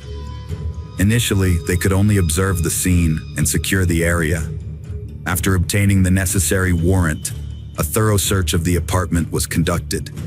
The investigation turned up 3.38 caliber shell casings, and the firearm was found in Patak's car, parked in the garage. A large, blood-stained machete was recovered from the dishwasher. Toxicology reports showed that Jennifer had alcohol, marijuana, and methamphetamine in her system at the time of her death. In one of the rooms, investigators found a road atlas with certain pages torn out, specifically those highlighting routes in southwest Texas. This discovery provided a crucial clue, suggesting the reason behind the apartment owner's sudden disappearance. Colton Panic had fled the area. As a result, law enforcement immediately issued a warrant for his arrest. Colton was born in Bryant, Arkansas, and grew up to be a charming and clever boy who was popular among his female peers during his teenage years. His father's successful agricultural business provided the family with a comfortable lifestyle. However, this comfort seemed to spoil Colton, making him both ambitious and hot-tempered. In his free time, Colton was passionate about skateboarding and playing the guitar. He attended a Catholic boys' middle school in Little Rock, where he excelled academically, frequently making the honor roll. He was also a National Merit Scholarship finalist in 2000. By his senior year, Colton had started to get into trouble with alcohol and fights, largely due to his association with a group of wealthy kids who lived a life of leisure, often hosting parties with undesirable consequences. Despite these problems, his high graduation scores secured him admission to the University of Texas at Austin. Unfortunately, he failed to focus on his studies, instead continuing his reckless lifestyle, losing friends, and earning a reputation as a frequent drinker and marijuana user. If not for his self-destructive tendencies, Colton could have had a bright future. Colton was kicked out of his university fraternity and began selling drugs. His parents tried to help him overcome his addiction, even going so far as to take him back in at home. In the spring of 2004, Colton met Jennifer at a party, and they immediately clicked. Despite her tendency to idealize people, Jennifer decided to take a chance on Colton rather than walk away from the potentially dangerous relationship. Over time, their friendship blossomed into romance. As their relationship grew, Jennifer started using illegal drugs with Colton. His apartment, once luxurious, became a hub of excess, with drug use becoming a normal part of their daily lives. As a result, Jennifer's addiction worsened. Her parents repeatedly attempted to intervene, even giving her a car in the hopes that she would spend more time at home. However, each time she returned, her promises to change were short-lived. Colton's condition deteriorated, and he became increasingly paranoid. In an attempt to emulate a gangster, he started carrying a gun and knife. In 2004, he was arrested for possessing illegal substances and even attended a rehabilitation program. But he showed no genuine commitment to overcoming his addiction. Jennifer's parents visited her, but the visit was disappointing. She had failed to keep her promises, had lost a significant amount of weight, and looked unwell. Her family suggested she seek treatment at a rehabilitation center, but she refused outright. This upset her parents, Sharon and Jim, who then cut off her financial support, hoping that their tough love approach would motivate her to take control of her life. With no money, Jennifer had no choice but to move in with Colton. What happened between Jennifer and Colton in his apartment remains unclear, but after living with him for a month, Jennifer made the decision to leave. A friend came to her rescue, offering a room and emotional support. Although Jennifer confided in her friend about her fears and no longer felt safe around Colton, she chose not to elaborate on the details. Whatever it was, it clearly terrified her, and she refused to consider getting back together. When Colton showed up asking her to take him back, Jennifer stood firm in her decision. Her resolve only strengthened when she noticed he was carrying a knife. She urged him to calm down and suggested they maintain a platonic relationship instead. To her surprise, he agreed. From then on, Jennifer kept her distance from Colton and began rebuilding her relationship with her parents. For the first time, her life was slowly getting back on track. In early 2005, Jennifer started dating Scott, a single father who seemed like a breath of fresh air. Unlike Colton, Scott led a stable life, working as a waiter, playing keyboards in a band and singing, all while staying sober. As they spent more time together, Jennifer's self-confidence grew, and she even looked healthier by his side. She took on a maternal role, caring for Scott's daughter and keeping their home. However, she still had a lingering fear that she might flee at a moment's notice if Colton were to call her again. Colton moved to the Orange Tree Apartments near the university after Laura Hall arrived. The complex had a pool, making it a party spot. Colton's behavior remained unpredictable, with friends reporting he played Russian roulette alone. It was at one of these parties he met Laura Ashley Hall, who became infatuated with him. She showed jealousy towards other women, especially Jennifer, and came across as arrogant to their peers. Colton and Laura started dating soon after. Like Jennifer, Laura was deeply drawn to Colton. When he was sentenced to 60 days in jail in June 2005, Laura sent him all her earnings, even going into debt. Friends noticed that she changed for the worse, becoming bolder, neglecting her job and personal care. Many believed she had also started using banned drugs. Unlike his behavior with Jennifer, Colton disregarded Laura's feelings, even going so far as to extinguish cigarettes on her. During this period, Jennifer broke up with Scott because she felt unworthy of his family and didn't want to cause them any problems. Although she occasionally talked to Colton, who still had feelings for her, she kept their conversations friendly and didn't rekindle their romance. Jennifer's main focus was on finding a job and going back to college. In August, things started looking up for her. She began dating Michael Rodriguez, and after completing a few days of training, landed a great job at a law firm. Jennifer felt proud of herself and was genuinely happy. On August 16th, she decided to celebrate her new life with friends. They went to a bar and then a club that evening. According to a friend, the bouncer refused to let Colton in because of his appearance, which might have led him to look for drugs. The investigation is ongoing to uncover what happened that fateful night. Investigators interviewed Colton's neighbors and discovered some interesting information. At around 3 a.m. on August 17th, Nora Sullivan heard a knock on her door and found Colton standing there, looking suspicious with blood on him and a visible gun at his waist. Startled, She asked him what had happened, and Colton claimed he had been in a shootout with some people. However, Nora didn't hear any gunshots and thought he was lying, as he often did. She closed the door and peeked through the peephole to see him eventually walk away. When questioned, none of the neighbors reported hearing any gunshots that night either. Detectives discovered that Colton had been in contact with Laura twice on the night of the murder. The next morning, August 17th, he visited a hardware store where he bought a saw, masks, gloves, and a large quantity of cleaning supplies.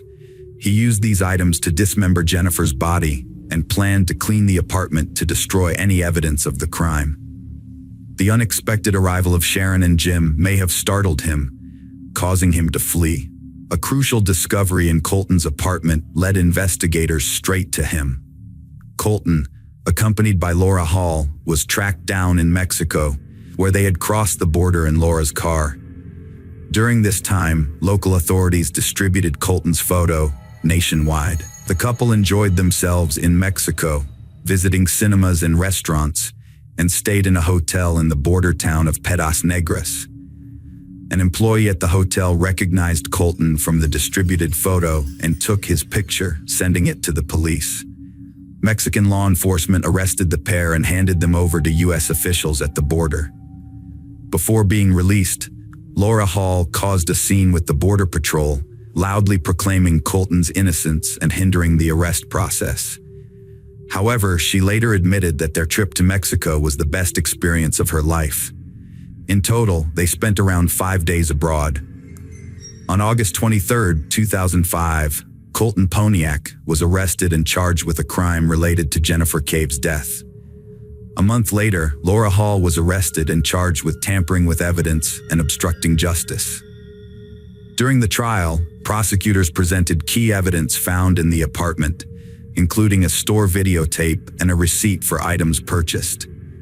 Colton claimed he had no memory of the night of August 16th, 17th, blaming his amnesia on heavy drinking and illegal drug use. Initially, he didn't deny involvement in Jennifer's death, but insisted he had no recollection of the events. He claimed to have woken up to find his ex-girlfriend's body in the bathroom, and then contacted Laura, who allegedly advised him to buy a saw and cleaning supplies. Together, they allegedly dismembered the victim and hid the body parts in bags. Prosecutors argued that Laura was responsible for Jennifer's injuries after her death. Colton later implied that Laura might have been motivated by jealousy, suggesting she sought revenge against a romantic rival. Despite these allegations, both Colton and Laura pleaded not guilty. The evidence of Colton's involvement in the crime was overwhelming. His fingerprints and DNA were found on the machete, saw, and firearm at the crime scene, and the weapon in his car was identified as the one used in the crime. Additionally, Jennifer's body was found in his apartment, and he was the one who purchased the cleaning supplies from the store. The jury had no doubt of his guilt. On January 29, 2007, Colton Poniak was sentenced to 55 years in prison with parole eligibility after serving at least half of his sentence, with his earliest release date set for 2060. The case against Laura Hall was more complex. The prosecution argued that she might have acted out of blind affection for Colton. While Laura's DNA was found on one of the victim's shoes, a store towel, and the firearm, the defense contended that this only indicated her involvement in disposing of the body, not in the initial act. They couldn't prove she was the one who fired the first shot that hit Jennifer in the head. Moreover, there was no evidence that placed her at the scene at the time of the crime. Laura maintained that she only learned of the crime when Colton told her, and claimed he forced her to flee to Mexico with him. However, witnesses from their time in Mexico reported that they seemed to enjoy their trip in 2007, which cast doubt on Laura's story. Laura Hall was convicted of obstructing justice and tampering with evidence and received a 6-year prison sentence. In a subsequent trial in 2010, she was given the maximum sentence of 11 years and a $144,000 fine. She was paroled on March 15, 2018, with GPS monitoring, and completed her sentence in August of the same year. However, her current whereabouts are unknown. Colton Ponak is still in prison, where he has filed multiple appeals, all of which have been unsuccessful. Throughout these appeals, he has consistently claimed to have no memory of the tragic events of that night. However, he has revealed that there are witnesses who claim Laura confessed to Jennifer's death. Ponak alleges that during the trial, the prosecutors were aware of this information, but failed to disclose it to his defense team, suggesting that he may have been set up. Although Ponak's legal motions were denied, this revelation has raised questions among the public. Moreover, Jennifer's parents believe that Laura's punishment was too lenient. They are convinced that she played a more significant role in Jennifer's death than she admits. Unlike Colton, Laura has never expressed remorse or regret for Jennifer's death, often referring to her as that girl or the dead girl, and sometimes using derogatory terms. To this day, the specifics of that fateful night remain a mystery. Jennifer is the only one who knows the truth that the walls of Ponak's residence keep hidden. Unfortunately, the dead cannot reveal their secrets. Jennifer's life was tragically cut short in its prime. If only she had realized sooner that staying away from certain people and cutting off ties with them can be a means of self-preservation. Hello friends, welcome to our channel. Today we're going to take a look at another horrible case with you.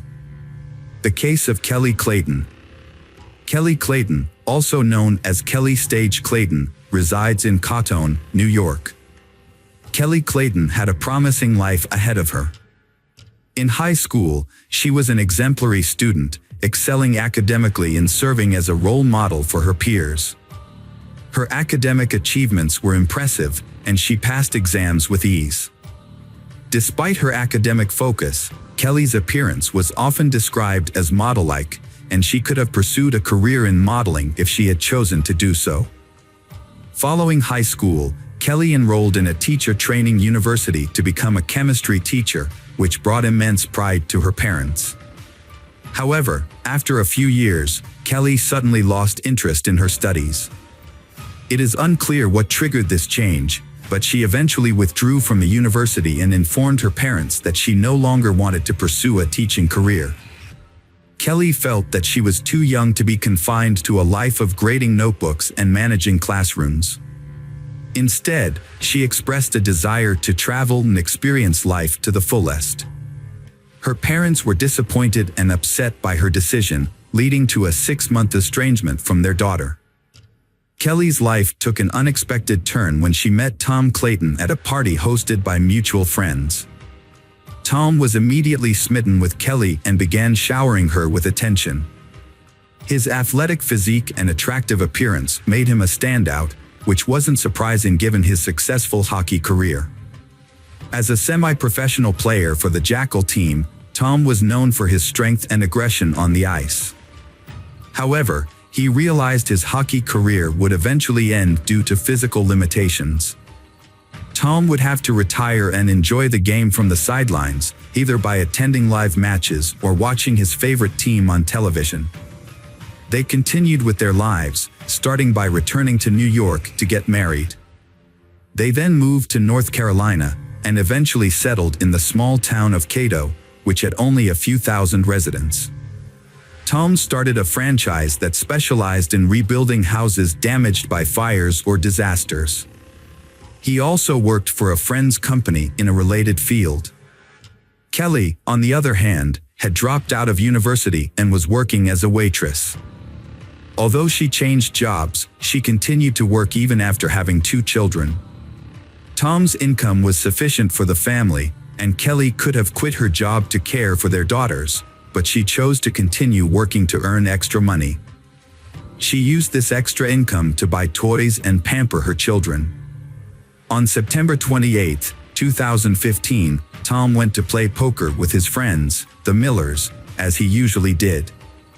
He preferred to attend these gatherings alone, as playing for money required a certain level of skill and experience. Additionally, someone had to stay home with the children, and bringing the whole family would have turned the evening into a noisy and chaotic affair, detracting from the enjoyment of the game. That evening, Tom was on a losing streak, but instead of giving up, he tried to win back his losses. He suggested that anyone who wanted to stay and play until morning was welcome to do so, but no one took him up on the offer, and he ended up going home.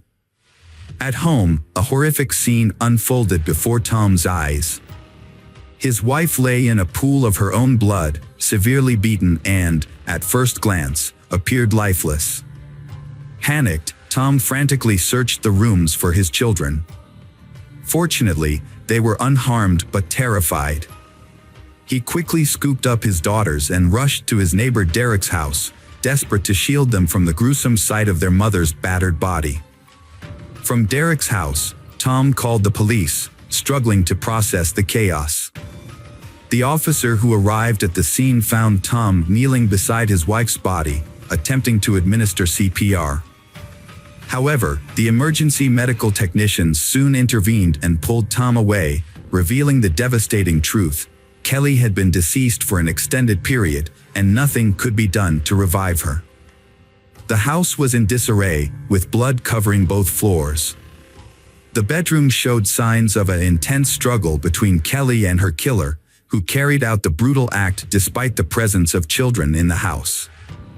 It appeared Kelly had been pushed down the stairs, as evidenced by the broken banister, and brutally beaten with a blunt object until the killer was certain she was dead. No signs of knife or gunshot wounds were found. The officer filming the crime scene observed that Tom seemed lost and in shock. He wandered aimlessly, briefly entering the room before exiting, and was unable to provide the officer with basic information, such as the location of the children's room or the emergency exit. However, when asked about his whereabouts during the murder, Tom calmly stated he had spent the evening at a friend's house playing poker. The officer, failing to obtain clear information from Tom, proceeded to question the neighbor and the children. Tom's eldest daughter, Charlie, described the perpetrator as a robber. According to Charlie, she and her sister were drifting off to sleep when they heard their mother scream loudly from the next room. Their mother yelled, "Charlie, run away from here," and then the whole house shook violently. They cautiously left their room and saw the perpetrator leaning over their mother, beating her with what looked like a hammer. They ran back into the nursery, blocked the door with a small nightstand, and hid under the bed. Fortunately, the perpetrator wasn't looking for them, as the nightstand wouldn't have been enough to stop him. When asked to describe the perpetrator, Charlie said he was big, like a bear. He wore blue jeans, a black shirt, and a mask similar to the one her father wears when hunting. Charlie also noted that the perpetrator's eyes looked like her father's, but she didn't remember anything else, as she only caught a brief glimpse before getting scared and running away. Police officers investigating the house couldn't find evidence to support her claim that the perpetrator was a burglar. There were no signs of forced entry at the front or back doors, but the garage gate was open, which could have been an entry point. However, nothing was stolen from the house, including jewelry and cash, and the cabinets were all closed. This was unusual, as burglars typically search every area. Officers quickly suspected that Tom, was involved in the murder. They believed he was pretending to be a grieving husband and had actually killed his wife to collect insurance payments. If Kelly's life was insured, Tom could potentially receive up to $1 million. The police just needed to gather evidence to solve the case, especially since the daughter mentioned that the perpetrator's mask and eyes resembled her father's. However, the police couldn't find the hunting mask in the house. After discovering Tom's whereabouts on the night in question, the police interviewed the other poker players. One of Tom's friends was incredulous. "You think Tom is the killer? That's unbelievable. His wife was just murdered, and instead of finding the real culprit, you're focusing on him." Another friend, less emotional, chimed in, "Tom couldn't have done it. He worked 2 jobs non-stop because he loved Kelly and their kids. It's just not possible. Besides, he was with us the entire night, playing poker. Even when everyone else was tired, he wanted to keep playing. Laura, an acquaintance of Tom's, shared her concerns during a break in the game. She recalled that Tom had asked to borrow her phone, claiming he had left his in the car, which was only 10 meters away. Laura found this odd but lent him her phone anyway. Tom stepped outside to make the call, but when Laura checked her phone's call history later, there was no record of the call, suggesting that Tom had deleted it. Laura discussed this incident with her husband, who had been sitting next to Tom at the poker table. He noticed that Tom wasn't paying attention to the game, instead keeping his head down, focusing on something on the table. It turned out that Tom had his phone with him the whole time, which raised more questions. Why did Tom borrow Laura's phone if he had his own? Who was he trying to call, and why couldn't he use his own phone? After Laura's testimony, the police re-questioned Charlie, Tom's daughter, and she reiterated that the robber resembled her father. The next testimony came from the niece of Kelly. She explained that she hadn't told her Aunt Kelly about Tom's true nature because she didn't want to upset Kelly. Aunt Kelly adored Tom. The niece felt her truth wasn't needed, implying that it wouldn't change anything. The niece saw Tom as a person with two sides. On the surface, he appeared caring and attentive, often showering Aunt Kelly with attention and gifts, and even helping with childcare, which is more than many fathers do. However, his behavior at work revealed a completely different personality. Recognizing her niece's concerns about being young and alone, Aunt Kelly had set up a job for her with Tom the previous summer. During her employment, the niece handled tasks such as correspondence, registration, and managing documents. At first, her interactions with Tom were strictly professional, mainly because she didn't know him well before working for him. One day, Tom got drunk and came to the office, revealing to the niece that his family life was a facade. He confessed to loving his daughters, but not his wife, Aunt Kelly. He had been unfaithful, having multiple affairs during their marriage, and considered leaving her but stayed due to financial concerns. It was later also confirmed by female participants of a poker game that Tom was indeed unfaithful, having relationships with two women present at the game. Additionally, Kelly's 16-year-old niece shared information about Michael Beard, another employee of Tom's firm. Michael was doing repair work on houses after a fire, but there were frequent reports of items going missing from the houses where he worked. Tom initially doubted his customers when they accused Michael Beard of theft during fire restoration jobs. However, as the complaints continued, it became clear that Michael was indeed stealing from clients. Additionally, there were allegations of Michael showing up to work intoxicated. When Tom finally confronted Michael about his behavior, he was understandably upset and disappointed. Despite having every right to be angry, Tom took a surprisingly compassionate approach. Instead of simply firing Michael and cutting ties, Tom actively reached out to other companies and recommended Michael for a job. When none of those opportunities panned out, Tom took it a step further and offered Michael work around his own house, doing odd jobs like cutting the grass, watering plants, and making minor repairs. This decision showed that Tom was willing to give Michael a second chance, even if it meant finding alternative employment for his former employee. The detective brought Michael Beard in for questioning. Michael claimed he only stole because he and his family were in dire need of money. He expressed his gratitude towards Tom, his former employer, who had always defended him. Michael also praised Tom's wife, who had shown kindness by feeding him and giving his children old clothes. However, the investigation took a turn when Michael's wife, Holly, was interrogated. She revealed that Tom had offered Michael a job, which Michael had not mentioned earlier, and promised to pay him $10,000 for it. This new information raised suspicions about Michael's alibi. He was called back to the station and hooked up to a lie detector. The test results indicated that Michael was lying, and he eventually cracked under pressure and began to confess. The investigation was sparked by the death of Kelly, which had shaken Michael. He had even attended church to pray for her soul, showing that he was genuinely distraught by her passing. Despite initial doubts about his involvement, the police had released him after the first round of questioning. However, Holly's testimony changed everything. Tom promised Michael $10,000 to kill his wife, Kelly, and make it look like an accident. The plan was for Michael to sneak into the house while Tom was playing poker, strangle Kelly, and then start a fire to cover up the crime. The house was insured for a large sum of money. Michael found 2 cans of gasoline waiting for him in the garage, which he would use to set the fire. He quietly entered the house while everyone was asleep.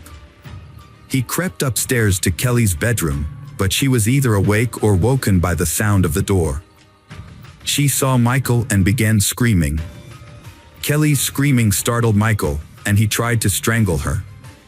However, Kelly was stronger than she appeared and fought back. A fierce struggle ensued, moving from the bedroom to the kitchen. Michael was surprised by Kelly's strength, which made the fight much more intense than he had anticipated. Michael was in a state of shock and panic, flailing his arms wildly and grabbing at Kelly's clothes, unable to focus on the fight. In contrast, Kelly was fighting for her life, accurately aiming her blows at Michael's face. If the police had arrived at Michael's location sooner, they would have seen evidence of the beating he had taken. After a prolonged struggle, Michael slammed Kelly's head into the wall with great force, knocking her to the ground. She was unable to get up for some time. Michael then produced a hammer and continued to strike Kelly's head until she showed no signs of life. Consumed by rage and panic, Michael fled the house, forgetting that Tom had instructed him not only to kill Kelly but also to set fire to the house to conceal the crime. Mark Blanford, Michael's accomplice, was just the driver. Knowing Michael from working together and staying with him, Mark had not been surprised when Michael, known for petty theft, had asked him to drive during a break-in. Mark had mentioned that he had initially wanted to decline Michael's request, but that the offer of $500 had been tempting. After some deliberation, Michael had convinced him to participate. Michael's plan had been to rob a businessman, and he had needed Mark's assistance to make a quick getaway before the police arrived. Michael had also promised to help with the car. Mark had eventually agreed, but only on the condition that he could park the car at a safe distance from the house. Michael had accepted this condition. That evening, Mark had waited for Michael in the car in a dark alley, and Michael had come back quickly enough, breathing heavily and telling him to move as fast as possible. Michael hadn't had any bag or sack on him, which hadn't looked much like a robbery. Mark hadn't asked him any questions along the way, simply because he hadn't wanted to know anything.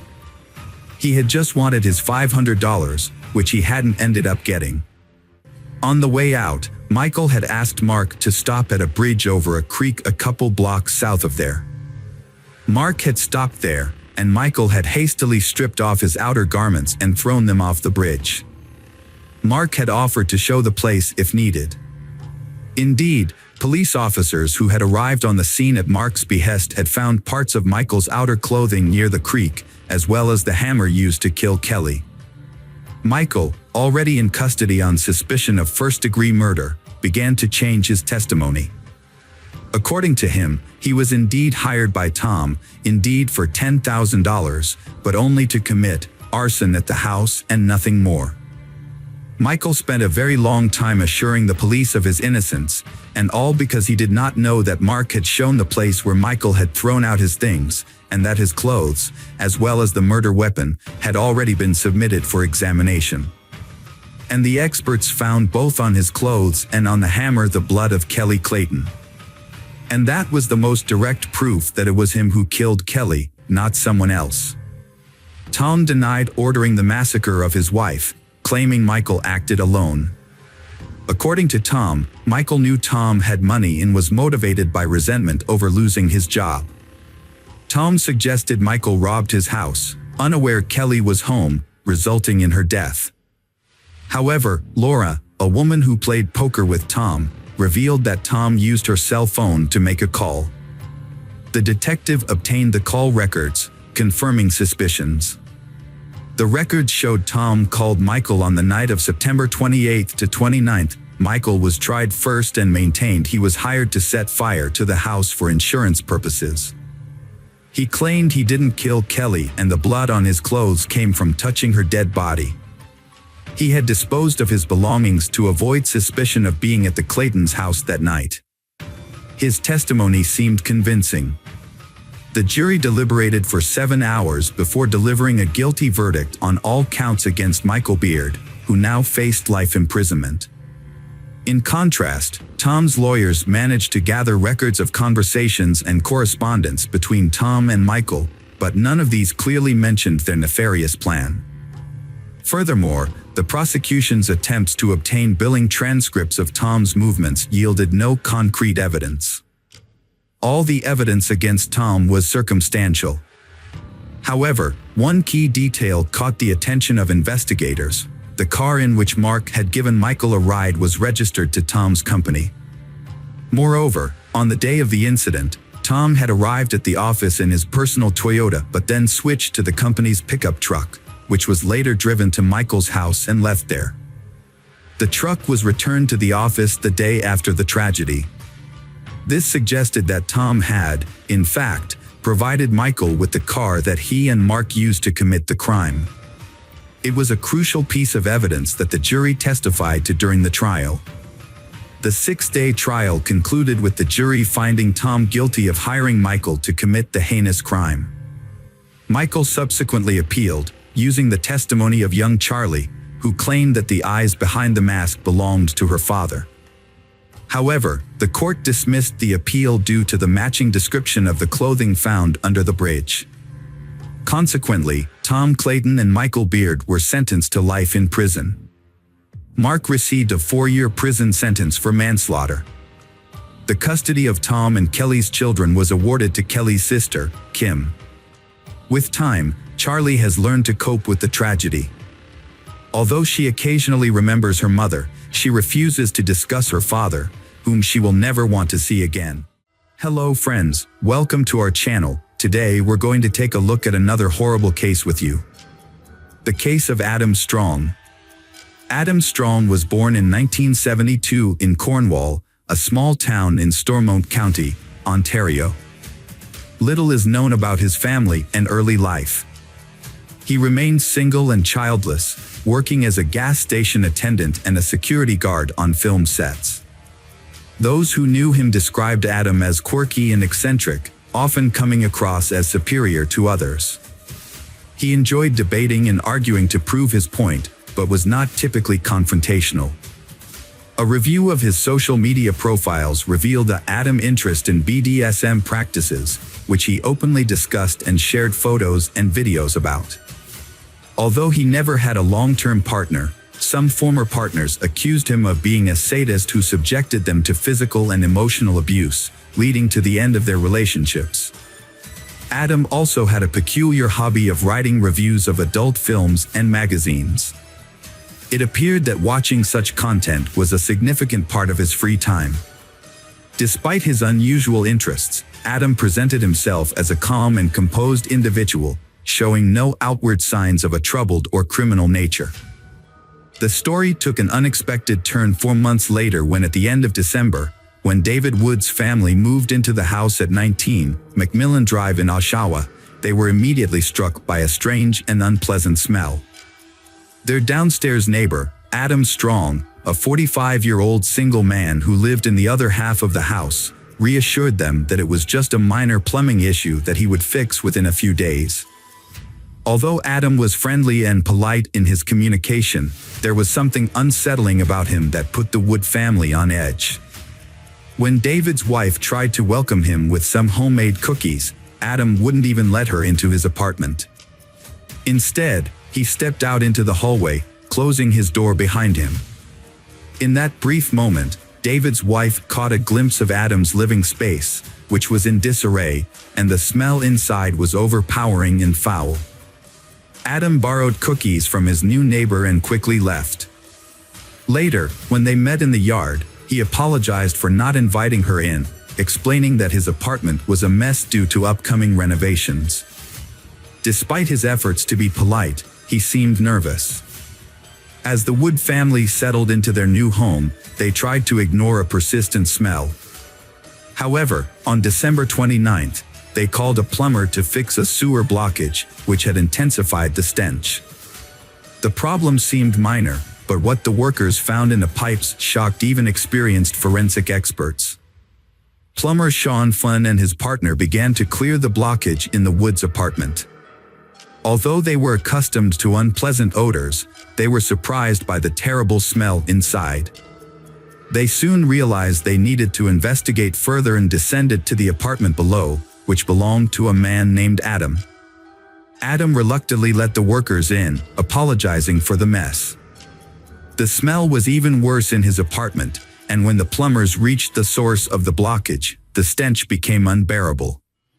Sean, a seasoned plumber, had never encountered anything as foul-smelling as this in his years of practice. However, an even more disturbing discovery awaited him and his team when they decided to clear the pipe. Adam, already on edge, became increasingly agitated, refusing to step away and bombarding the workers with questions about their methods and estimated time of completion. He later claimed he was simply curious, having never witnessed this process before. The specialists tried to brush off his behavior, but their efforts were soon overshadowed by the gruesome discovery of over 10 kilograms of flesh, hair, and bone fragments in the pipes. Sean was horrified to find disfigured and partially decomposed human fingers among the debris. Adam feigned surprise, claiming he had never seen anything so disgusting, and then asked the plumbers if they had any idea how this could have ended up in the sewer pipe. Sean decided to call the police immediately to report the disturbing discovery. He informed them that he had likely found human remains and provided the address. He made sure Adam didn't touch or disturb anything, preserving the evidence. When the officers arrived, they quickly confirmed that Sean's suspicions were correct. Human flesh had been extracted from the pipes. The police then spoke with the Adam. He admitted that a woman's body had been stuck in the pipe. He even revealed that other body parts were stored in his refrigerator's freezer. Upon investigation, the police found a severed head and limb fragments packed in plastic bags, which were too large. The house was extremely filthy and cluttered, with a kitchen filled with dirty dishes and rotting food, as well as trash covering the floor. Empty pizza boxes were scattered around, and numerous magazines of an explicit and masochistic nature were present among the mess. Various adult toys, gags, whips, handcuffs, and restraint devices were also discovered. Adam Strong was arrested at the scene and taken to the police station for questioning. His arrest puzzled the authorities, as he had no prior run-ins with the law and was not a person of interest to the police. Mr. Adam had resided at 19 McMillan Drive in Oshawa for over 10 years, dating back to 2007, without incident or complaints from neighbors. The House of Horrors at 19 McMillan Drive, Adam's residence, was secured and guarded as a crime scene. An initial inspection revealed a complex and time-consuming process lay ahead, with investigators expecting to uncover more shocking evidence. The discovery of a head in the refrigerator was just the beginning. Evidence found at the scene led law enforcement to suspect a connection to Rory Hash, whose torso had been recovered from a body of water 4 months earlier. A tattoo on the neck and subsequent DNA analysis confirmed that the discovered remains belonged to Rory. Further investigation revealed blood-stained clothing and shoes belonging to she, hidden among trash in various rooms of the house. The bedroom was particularly disturbing, with blood traces found on the bed, walls, furniture, and ceiling. These bloodstains were later confirmed to belong to a missing schoolgirl. A dissection table was also found in the kitchen, suggesting it was used to dismember and gut the victim. The entire scene was gruesome, with blood, skin particles, hair, and bone fragments scattered everywhere, causing nausea in those who witnessed it. The bathroom was extremely dirty and unsanitary, with signs of a violent crime visible everywhere, including dirt, blood, and broken fixtures. The toilet was dismantled and lay in a corner, surrounded by garbage. It appeared that the perpetrator, Adam, had attempted to dispose of a body by cutting it into pieces and flushing them down the sewer. However, he encountered a blockage and, when his attempt to fix it failed, left the scene in disarray. Inside the house, a large number of sharp objects were discovered, which likely had been used to dismember the victim. Some of the objects, including knives, still had blood on them. Further analysis of the evidence, including DNA samples, revealed that Adam had semen on fragments of the victim's body, which had been found in the refrigerator. Rory Hash was born on July 9, 1999, in Oshawa, Ontario, to Shannon Dion, a single mother. Rory's father was not present in her life, having left before her birth. Despite this, Rory grew up in a loving and supportive family environment provided by her mother and maternal grandmother. Rory's family had an unconventional background, with her maternal grandfather founding and leading the motorcycle club Satan's Choice. He was also a skilled boxer with connections to organized crime. Additionally, Rory's uncle was a member of the Hells Angels motorcycle club and led a troubled life, frequently encountering legal issues. However, this did not affect Rory's childhood, which was remarkably peaceful and carefree. Rory excelled academically and had a passion for dance, winning awards in competitions. Those who knew her described her as intelligent, responsible, and compassionate. At the age of 13, Rory earned top honors as a cadet in her local army unit, showcasing her exceptional qualities from a young age. At 15, Rory's life took a downward turn. A friend introduced her to drugs, and she quickly became addicted. She started spending time with the wrong crowd, neglected her schoolwork, and eventually stopped attending school altogether. For about a year, her family tried to help her overcome her addiction by sending her to various treatment centers, but she relapsed each time. At 17, Rory ran away from home and began working in the sex trade to support her habit. Rory eventually sought help from a specialized service for teenagers struggling with addiction. With their support, she was able to enter mandatory treatment and turn her life around. She found a job at a local shop, studied remotely to earn her high school diploma, and even started thinking about attending college. Rory also started a serious relationship with a boy named Anthony, and they decided to move in together in the spring of 2017. When Rory discovered she was pregnant, she was nearly 18 and felt ready to take on the responsibility of motherhood. Her mother supported her decision, but was unaware that Rory had started using illicit substances again. In mid-August, Rory met with Crane at a shopping center. Crane had been keeping an eye on her for 18 months to ensure she didn't fall back into her old habits. During their meeting, Rory revealed that she had started using drugs again and had lost her job a month prior. She also admitted to exchanging intimate favors for money or drugs. Crane was deeply concerned and promised to help. He asked Rory to wait while he made a call to arrange for her to be hospitalized. However, when he returned, Rory was gone. The next day, Rory's mother and uncle took her to the hospital after finding her in a state of incoherence due to substance use. They left her in the emergency room queue for about an hour, but when they returned, Rory was nowhere to be found. Security footage showed that she had simply gotten up and walked out of the hospital. Her family reported her missing the following day, but despite a thorough search and widespread social media attention, Rory was never seen again. Rory's exact circumstances of arrival at Adam's house are unknown, but it is probable that she went there seeking drugs in exchange for sex. The investigation started when Adam informed the police about the location of Rory's remaining body parts. Initially, investigators anticipated Adam would admit to the crime, but when he was taken to the station, he became uncooperative, refused to answer questions, and denied any involvement in Rory's death, all while remaining calm. The only charge filed against Adam was desecration of a body, as there was not enough direct evidence to link him to the murder. Despite his lawyer's efforts, Adam was not granted bail and stayed in jail until his trial. Investigators attempted to get Adam to reveal more information by provoking an emotional response, but he remained cautious and avoided discussing Rory's visit to his house and his potential involvement in her death. However, Adam freely talked about his interest in bladed weapons and his large collection of knives. A search of Adam's house uncovered a significant piece of evidence, a dirty hunting knife hidden in a closet with dried skin fragments that appeared to be human.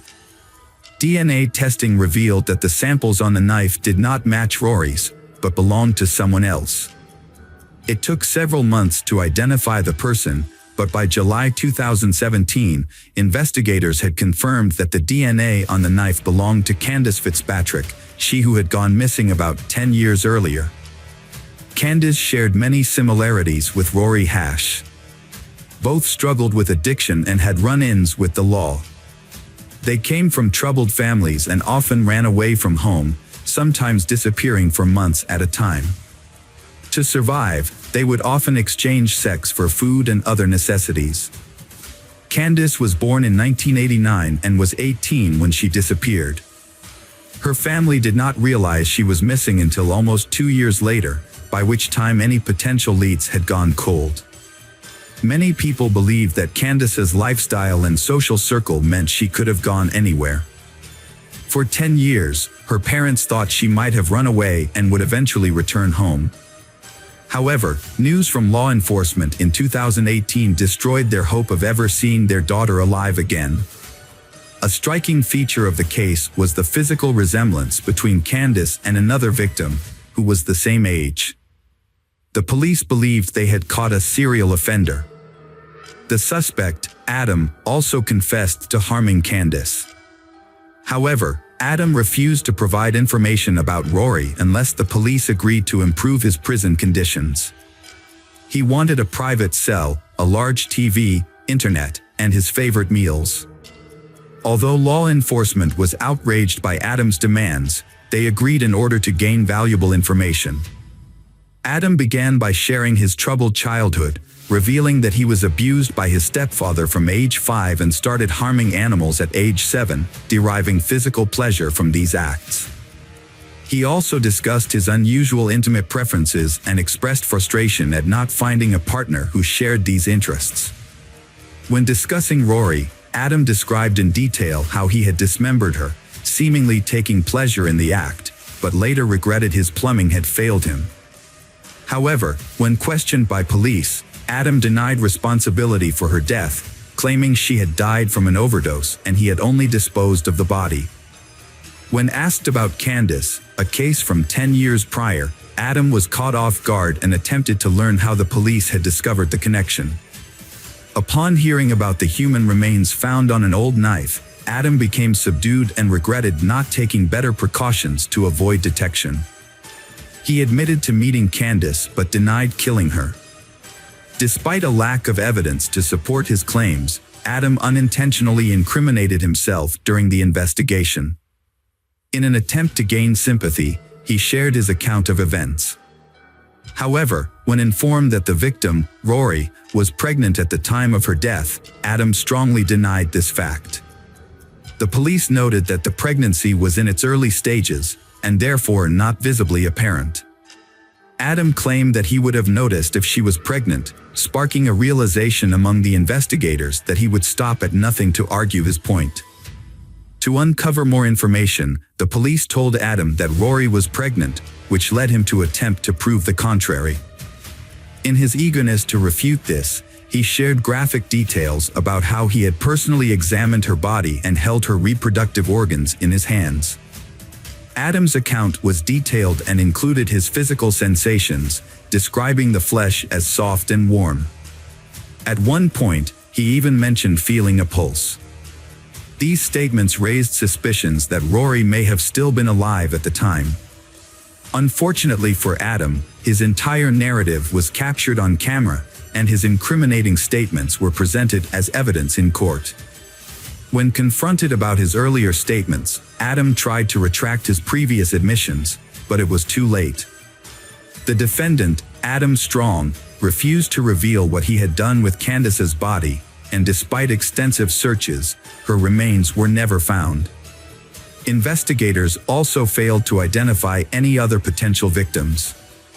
During one of the final interrogations, Strong showed no remorse, saying, "I don't know if it matters, but I'd like to extend my condolences to her parents." During the trial, Strong's lawyers argued that he was mentally ill and therefore not responsible for his actions, claiming he needed medical treatment rather than punishment. However, the court had to decide whether he was sane and accountable for his crimes or if he should be committed to a psychiatric facility instead of serving time in prison. A psychiatric evaluation found that although Strong had certain mental health disorders, he was aware of his actions and could be held legally responsible. Strong's trial began in September 2020, 3 years after Rory's death and 12 years after Candace disappeared.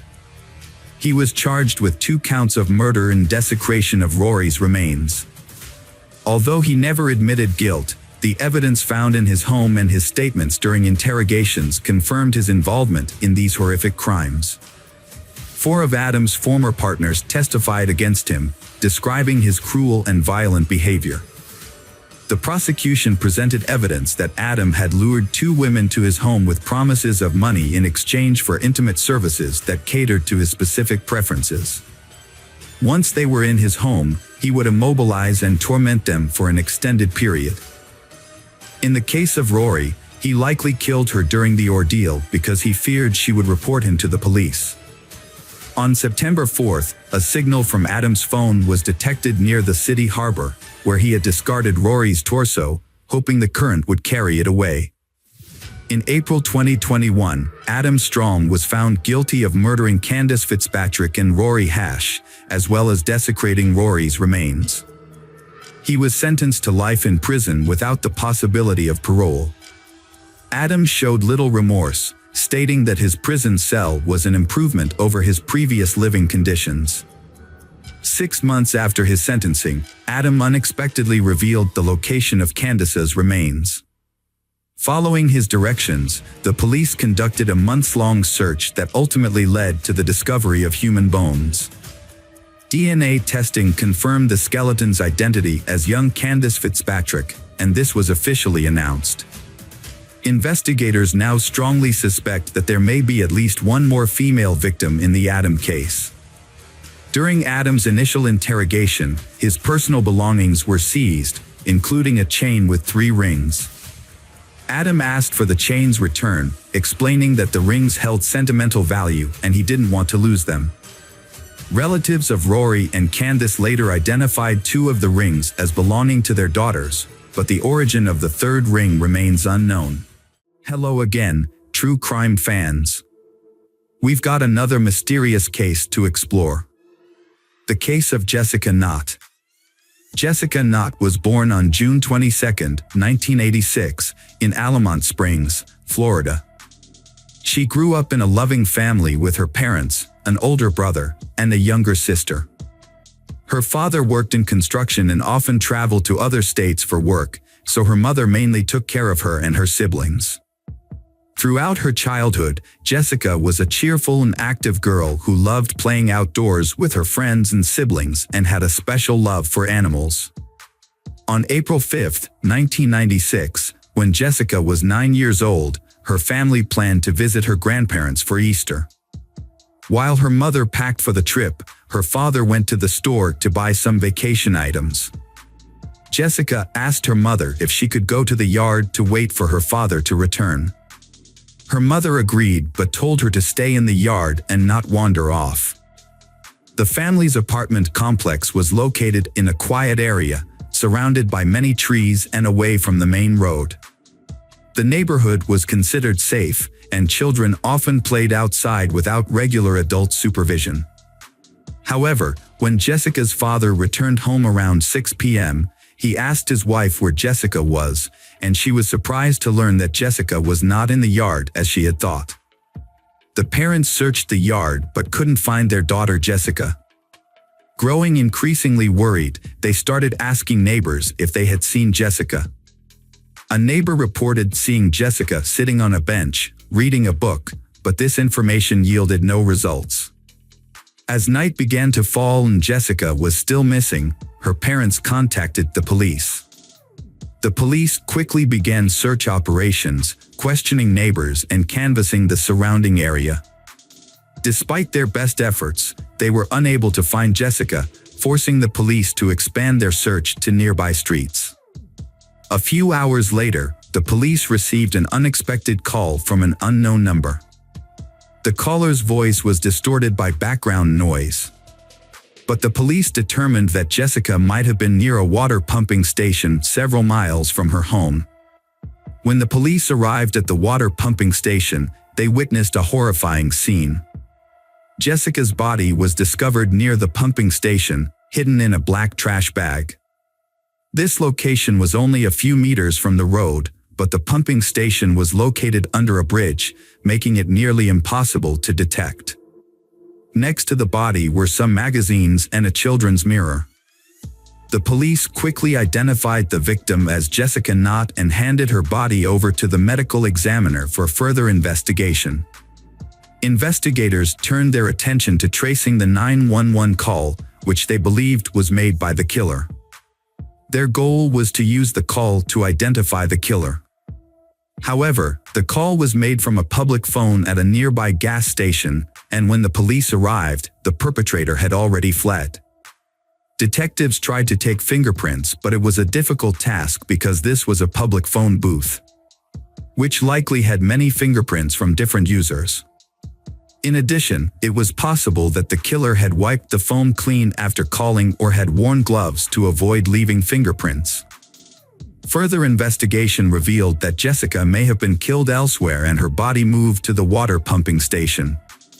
Evidence on the ground showed that the killer pulled the body out of the car, then put it in a trash bag and dragged it to the water pumping station.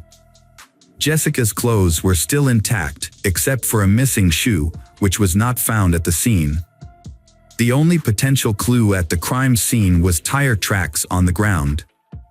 There was a possibility that they belonged to the killer's car, so the police took photos and analyzed the prints.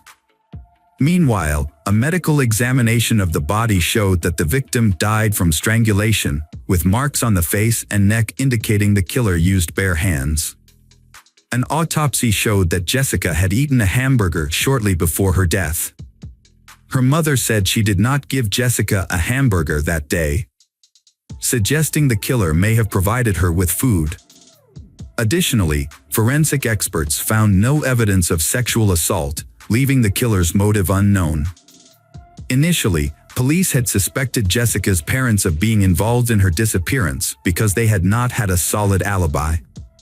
Jessica's mother had claimed that she had packed up the apartment, and her father had claimed that he had been out shopping, so they clearly had had the opportunity to commit the crime.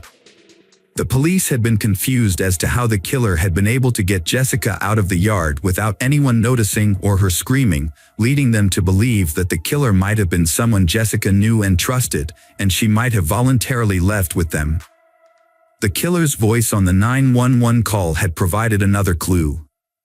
In the recording, experts had detected feelings of grief and remorse, suggesting that the killer had truly felt remorse for his actions.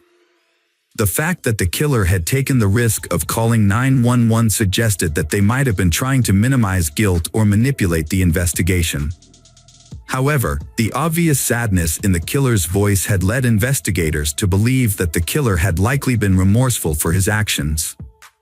The investigation had reached a turning point when police had found a roll of black garbage bags in the trunk of Jessica's father's car, similar to the bag used to dispose of the victim's body. However, expert examination had shown that the bags had come from another manufacturer, eliminating Jessica's father as a suspect. The focus of the investigation had then turned to other suspects. Forensic experts had conducted a thorough examination of the victim's clothes and body, thereby obtaining many clues. One notable discovery had been that there had been a significant amount of dog hair on Jessica's clothes, even though her family had not owned dogs. This suggested that the dog hair might have come from the perpetrator's dog. Additionally, human hair of an unidentified man had been found on Jessica's body, and experts had been working to extract a DNA profile from the sample. However, this process had taken several days. Further examination had revealed two strange fibers on Jessica's clothes that experts had analyzed and determined likely had originated from car seat covers and carpets. This finding had supported the theory that Jessica had been killed at a location other than the water pumping station and then transported there by car. To determine the breed of dog that had shed hair on Jessica's clothes, experts had used the FBI's specialized database, which contained microscopic photos of hair from many different dog breeds. By comparing fur samples with a database, experts had determined that the fur had belonged to a Shar-Pei. This discovery had suggested that the perpetrator might have owned the Shar-Pei and that the dog's fur had been transferred to Jessica's clothes at the perpetrator's home or in the car. According to investigators' initial theory, the killer might have lured Jessica into his car, taken her to buy hamburgers at McDonald's, and then taken her to his home, where she had been murdered. To aid the investigation, experts had tried to improve the quality of the phone call recordings, but this had proved difficult. They had decided to try a different approach and sought help from NASA, which had advanced audio enhancement tools originally designed for use in space recordings.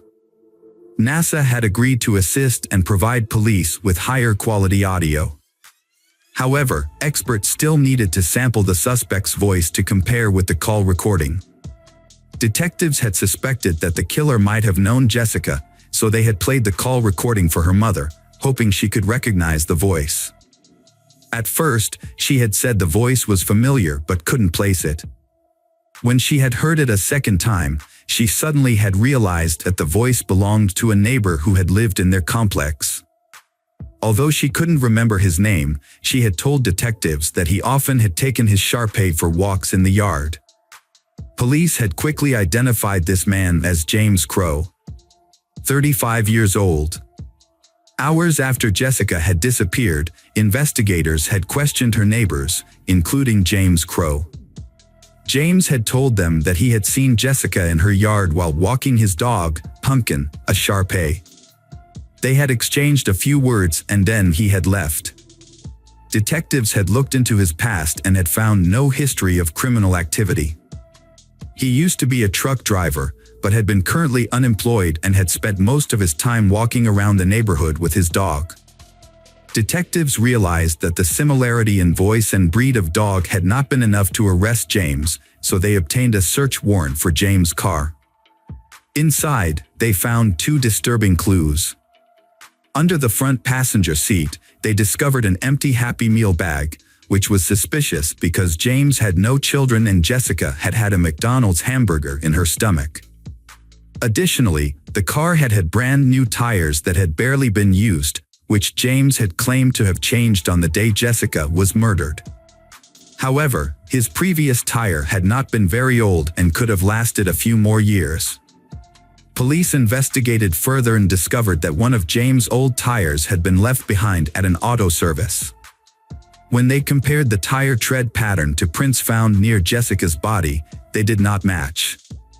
However, it was possible that tire marks on the ground did not belong to the killer's car but to another vehicle. Police also searched James' apartment, where they found a box containing several rolls of trash bags similar in size and color to the one found on Jessica's body. To determine if there was any connection between the bags, detectives needed to find a way to prove that they had come from the same manufacturer. At first, this seemed impossible, as the bags had no distinctive markings or features and there were hundreds of manufacturers of similar products. The detectives had an idea to solve this problem.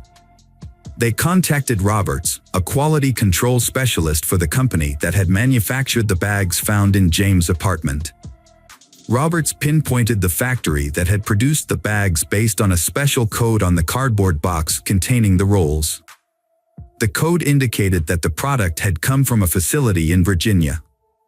Roberts explained that a small amount of iron or titanium was added to the bag's composition, depending on its color. Because the factory produced bags in many different colors, the materials used in production changed constantly, causing the ratio of plastic and iron or titanium to change daily. To take advantage of this information, experts used high-intensity X-rays to measure the presence of iron and titanium in the plastic of handbags from the suspect's apartment and the crime scene. This analysis provided exact ratios of elements, which were identical in both bags.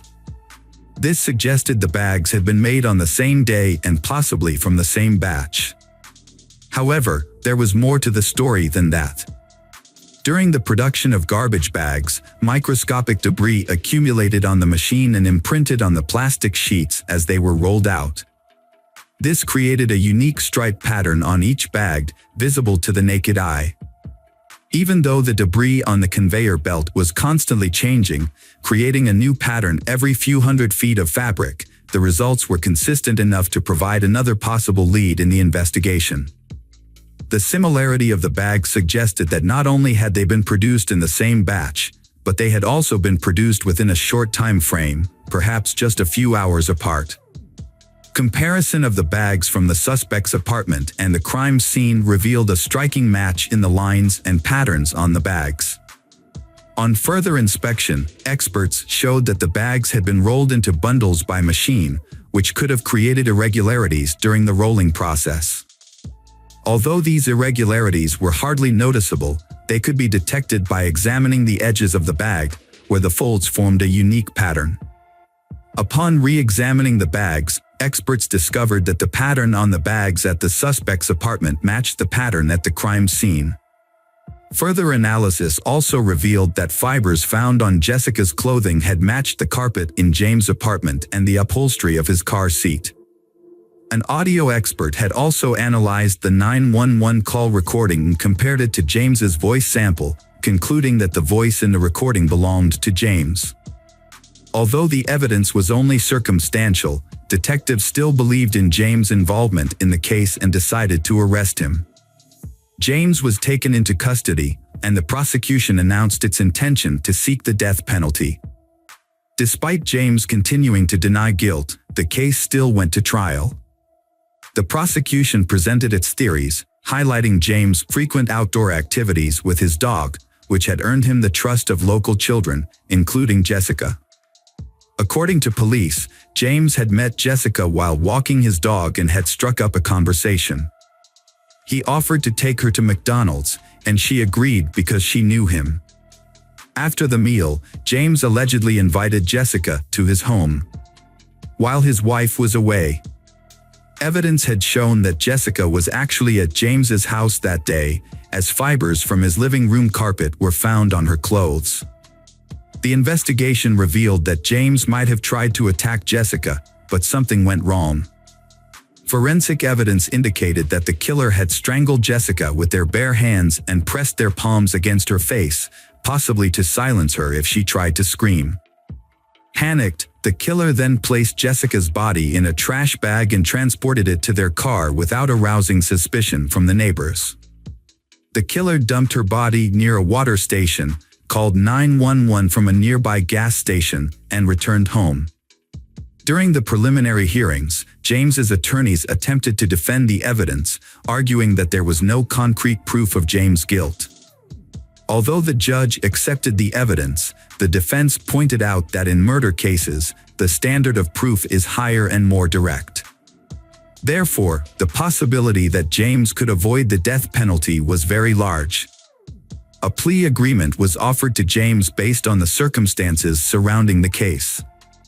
The deal required him to plead guilty to second-degree murder and accept a sentence of 40 years in prison without parole, thereby avoiding the death penalty.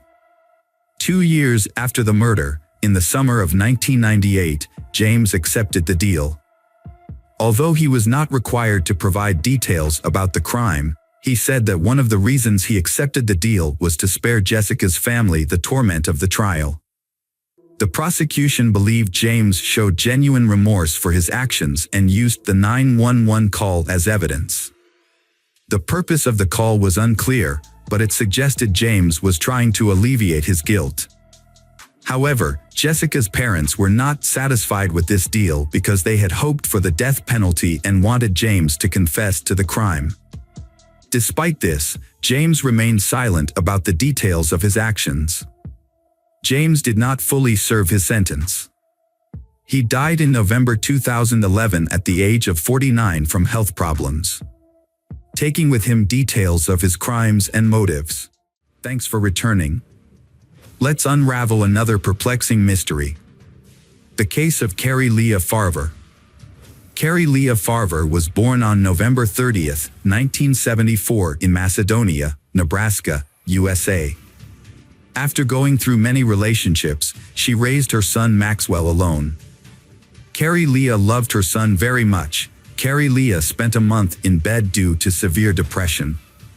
Her mother, Nancy Rainey, helped take care of her son Maxwell. The complicated relationship with Maxwell's father along with the difficult living conditions caused Carrie Leah, a young woman of 20 years old, to fall into an unstable psychological state. Doctors diagnosed Carrie Leah with bipolar disorder. People with bipolar disorder often have two opposite psychological states. One moment they can feel overly excited, energetic and friendly, but then they can fall into a state of depression, frustration and helplessness. This disease causes them a lot of difficulties in daily life. However, in the early 2000s, Carrie Leah's doctor found an effective treatment that allowed Carrie Leah to live a normal life. In the fall of 2012, Carrie Leah received a lucrative job offer in nearby Omaha, an opportunity she couldn't refuse. Carrie Leah accepted the offer. However, her son, Maxwell, was in middle school and didn't want to change his familiar surroundings, so Maxwell decided to stay with his grandmother in Macedonia. One day in November 2012, Carrie Leah met Dave Kropa at the auto repair shop where he worked. When Dave looked at Carrie Leah's Ford Explorer, he realized that he really liked this woman. Carrie Leah was showing Dave something inside the car, and they stood close to each other, and there was a little tension. Not long after, Dave and Carrie Leah went on a date. Carrie Leah went to Dave's house. A while later, a woman named Liz called Dave a lot and texted him. Then Liz went to Dave's house to pick up something he had left for her. Dave explained to Carrie Leah that Liz Gollier was the first person Dave met online in 2012. Liz, born in 1975 in Michigan, initially told Dave that she was not looking for a serious relationship because she was a mother and needed to spend most of her time with her children. In Dave and Liz's relationship, they had few topics to talk about, and their relationship was mainly physical. After a while, Liz began to worry about what Dave was doing when she was not around, as well as who he was seeing. Dave often reminded her that they were in an open relationship and that she should not worry. He also insisted that Liz was free to date other men. However, Liz was not happy with this and began to bother Dave more and more. Liz also felt jealous of Dave's children and their mother, Amy, because she could not understand the close relationship they had after the breakup. Eventually, Liz's actions upset Dave, and he decided to break up with her. Carrie Leah sympathized with Dave, as everyone had relationships in the past, and Carrie Leah did not let that affect their relationship, but Liz was clearly upset to see a strange woman in Dave's house. Liz, feeling that Dave was increasingly distancing himself from her, wrote text messages, emails, and called Dave. However, Dave would not stop seeing Carrie Leah or anyone else because of Liz. 2 weeks after moving to her new job, Carrie Leah began dating Dave. Carrie Leah and Dave began spending more time together. Dave felt comfortable with Carrie Leah around. Carrie Leah said that she was not looking for a serious relationship, but just wanted to enjoy the good times together. In December 2015, Liz was shot. Liz probably guessed who it was. Luckily, the wound was not fatal. Liz thought, "This can't go on any longer, I have to do something." At 9:45 a.m. at work, Dave suddenly received a text message from Carrie Leah. In the message, Carrie Leah expressed her desire to live with Dave forever. The content of the message made Dave feel confused and surprised, because he did not understand the reason for Carrie Lee's sudden change. Because before, they had discussed and agreed that both of them would not rush into a binding relationship. Dave gently replied to Carrie Lee that he was not ready for this big change. Carrie Lee's response was very unpleasant. When Dave returned to the apartment, he found that all of Carrie Lee's belongings that she had brought were gone. This made him think that Carrie Lee had left him. On the same day, Carrie Lee deleted him from her Facebook friend list. Although it seemed like everything was over, it was not. Dave began receiving a series of text messages and emails from Carrie Lee, which were full of curses and threats to ruin Dave's life. The messages were numerous and all of them were rude. In addition, Carrie Lee did not show up for work. The strange messages from Carrie Lee were not only sent to Dave, but also to her mother and 15-year-old son. In May 2013, Carrie Lee posted a lengthy post on her personal Facebook page, in which she wrote, she had answered enough questions to prove to everyone that she had had enough. You can either believe that she was a girl, or leave her alone. She quit her volunteer job and she was fed up with people giving her a hard time. She just didn't want to go home right now. She was a grown woman, and if she wanted to leave home, she had every right to do so. Sorry for hurting everyone. Carrie Lee then remained absent for a while. Her mother realized something was wrong when Carrie Lee missed her own birthday, Max's birthday, and other family celebrations. Finally, when her father passed away. After a while, Liz Gollier began receiving messages from Carrie Lee. In those messages, Carrie Lee criticized and insulted Liz, even threatened Liz to stay away from Dave. To understand Carrie Lee's strange behavior, Liz contacted Dave. He said he was also in a similar situation. Carrie Lee sent him many messages and emails, in which Carrie Lee accused Dave of all kinds of wrongdoing, called him a liar, and promised to avenge the pain he had caused Carrie Lee. Gradually, the messages from Carrie Lee became more threatening, with confusing content and grammatical errors. Carrie Lee's mother insists that her daughter is not a hot-tempered person and has always been very careful in writing letters and documents. Carrie Lee pays attention to spelling and presentation. Is her bipolar disorder relapsing and developing into something more serious? After Carrie Lee's confusing actions, all the evidence points to Carrie Lee having psychological difficulties. Liz and Dave often receive hundreds of text messages and emails, even when they are together. Their phones constantly buzz with messages, which makes them both uncomfortable. Although they continue to date, Dave feels uncomfortable around Liz. She becomes more and more demanding, despite always insisting that Liz is fine with their no-strings-attached relationship. In January 2013, Dave found Carrie Lee's car in his front yard.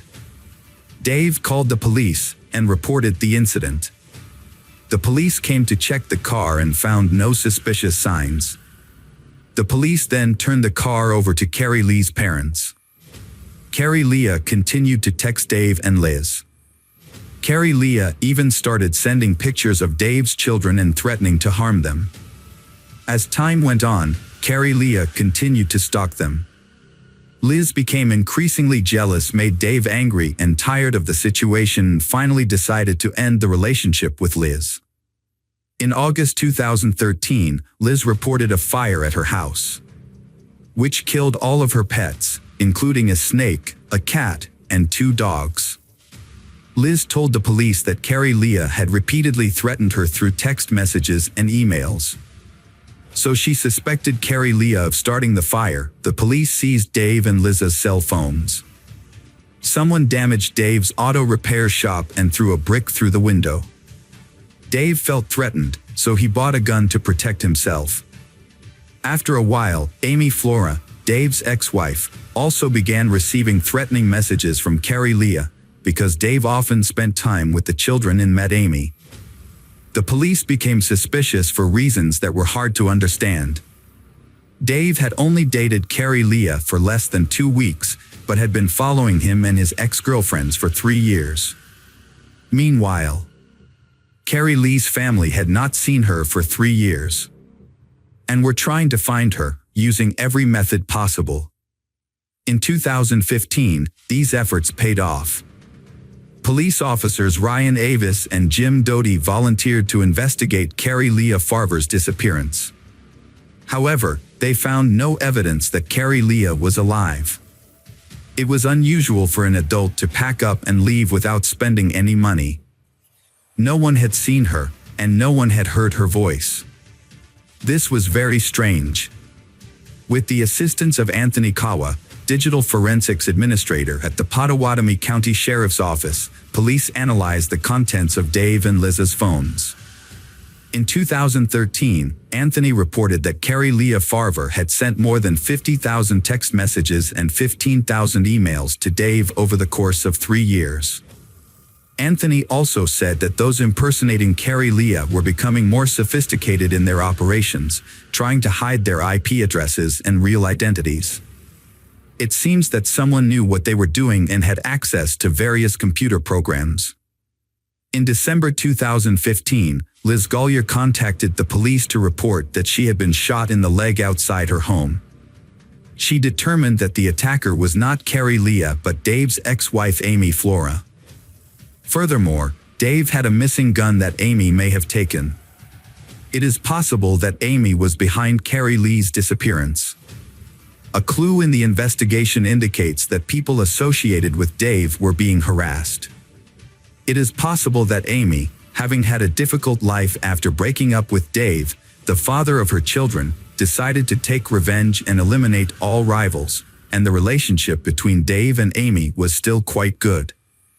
The children together brought them closer, and Carrie Leah clearly hindered their reunion.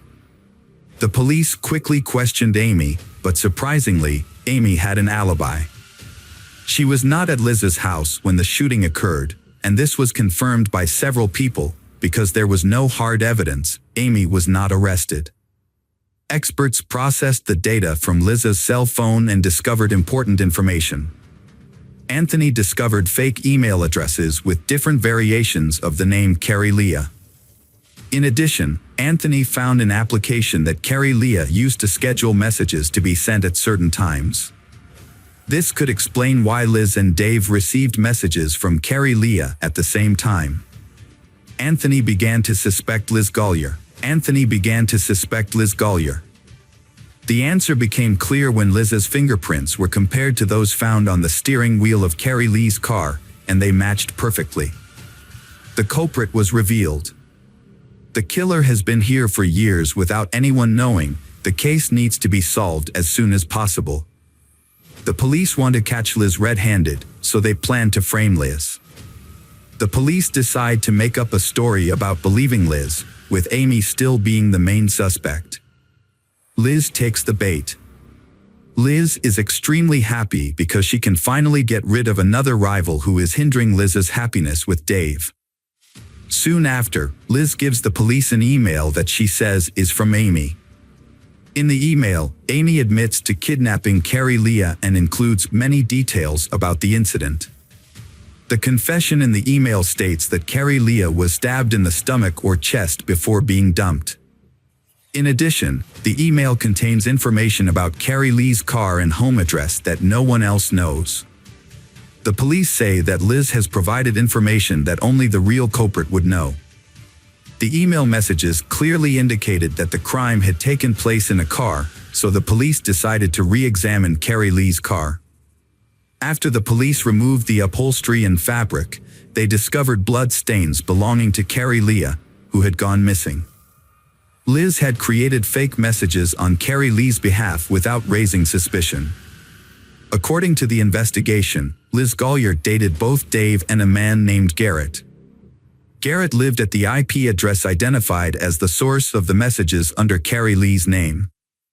When talking to Garrett, the police discovered that he had been in a long-term relationship with Shanana Gollier, known to many as Liz.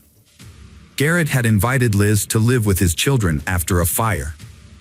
However, Their relationship became complicated and strained when they lived together, with Garrett having to care for Liz's children while she was away.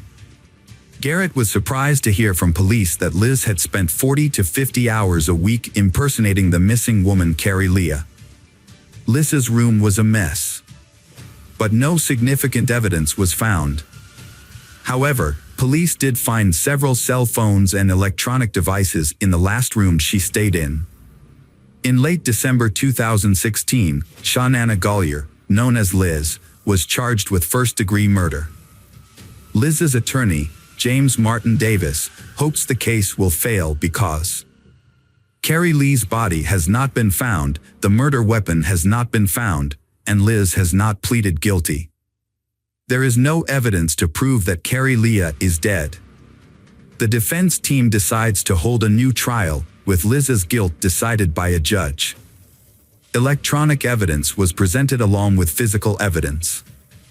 The prosecution asserted that the amount of blood found on the passenger seat of Carrie Lee's car was consistent with Liz's confession. Police analyzed the memory card that Liz had been using when Carrie Leah went missing. The memory card was on Dave's tablet. Police recovered deleted images, including a photo of a human foot with a Chinese symbol tattoo. The foot belonged to a man who had died many years earlier. There was also a tattoo that Carrie Lee's mother identified as Carrie Leah. The photo was used to confirm Liz's guilt. The judge found Shawnana Gollier, also known as Liz, guilty of first-degree murder and sentenced her to life in prison without parole. Additionally, Liz was convicted of arson in August 2013, a fire that not only destroyed her home but also killed her pet. Liz was sentenced to an additional 20 years in prison. She is currently incarcerated at the Nebraska Correctional Center for Women and maintains her innocence. Carrie Lee's son Maxwell has followed in his mother's footsteps by becoming a computer programmer. Maxwell graduated from the University of Iowa with a degree in software engineering and data science and is married.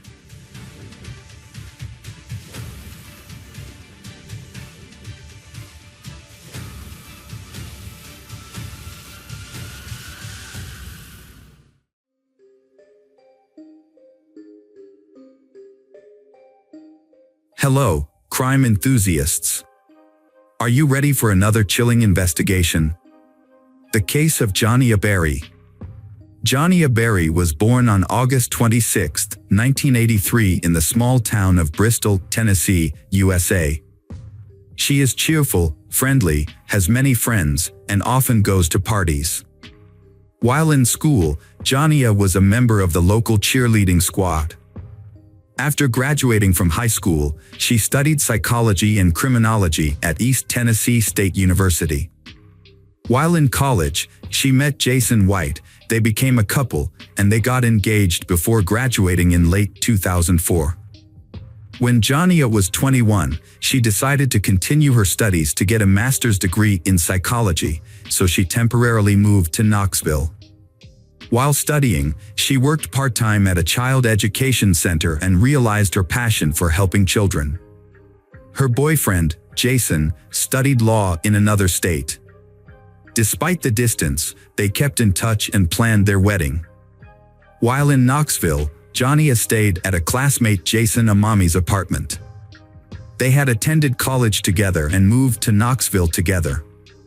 They shared a 2-bedroom apartment, and Johnny stayed until she found her own place. Johnny had 2 part-time jobs, one at a jewelry store and one at a children's hospital. On the evening of Sunday, December 5th, after working at the store, Johnny went to the mall to do some Christmas shopping. When she got home, she wrapped presents for the children at the daycare center, chatted with her neighbors, and then went to her room. Before going to sleep, she talked to her boyfriend. Around 4 a.m., Jason Amami heard Johnny screaming. He thought Johnny was having a nightmare, so he went into her room, but instead of Johnny, Jason Amami saw a stranger holding a knife. The stranger attacked Jason Amami, and they struggled. He eventually pushed the attacker away and ran out of the apartment. He went to the nearest convenience store, about a mile away, to call for help. The store clerk found him covered in blood and called 911. The police arrived at Jason Amami and Jania's apartment and found Jania in the hallway connecting 5 apartments. She was still alive but barely conscious. When asked about her attacker, she gave only vague clues. The police searched the entire building and the surrounding area but could not find the attacker. They took Jania to the nearest hospital, but despite the doctor's best efforts, she died. The doctor said that Jania had suffered more than 20 stab wounds and that her chances of survival were slim. Meanwhile, Jason Amami had suffered 8 injuries from the attacker, but only one was serious. He was treated and his life was not in danger. At the same time, detectives began investigating the scene. They found blood in the hallway, indicating that Jania had tried to call for help from neighbors, but no one answered the door. Near Jania's room, they found the murder weapon, a kitchen knife owned by Jason Amami. The attacker used the knife with such force that it was bent and damaged. Police also found blood stains near the back door and on the stairs leading to the street. Since Jason Amami and Jania had left through the front door, detectives believe the killer escaped through the back door. In Jason Amami's room, they found another clue, partial footprints that the attacker may have left while stalking and attacking Jason Amami. Because of the brutality of Jania's death, police suspected a personal motive behind the crime. Initially, detectives investigated Jania's boyfriend, even though he lived about 1,000 miles away in Knoxville.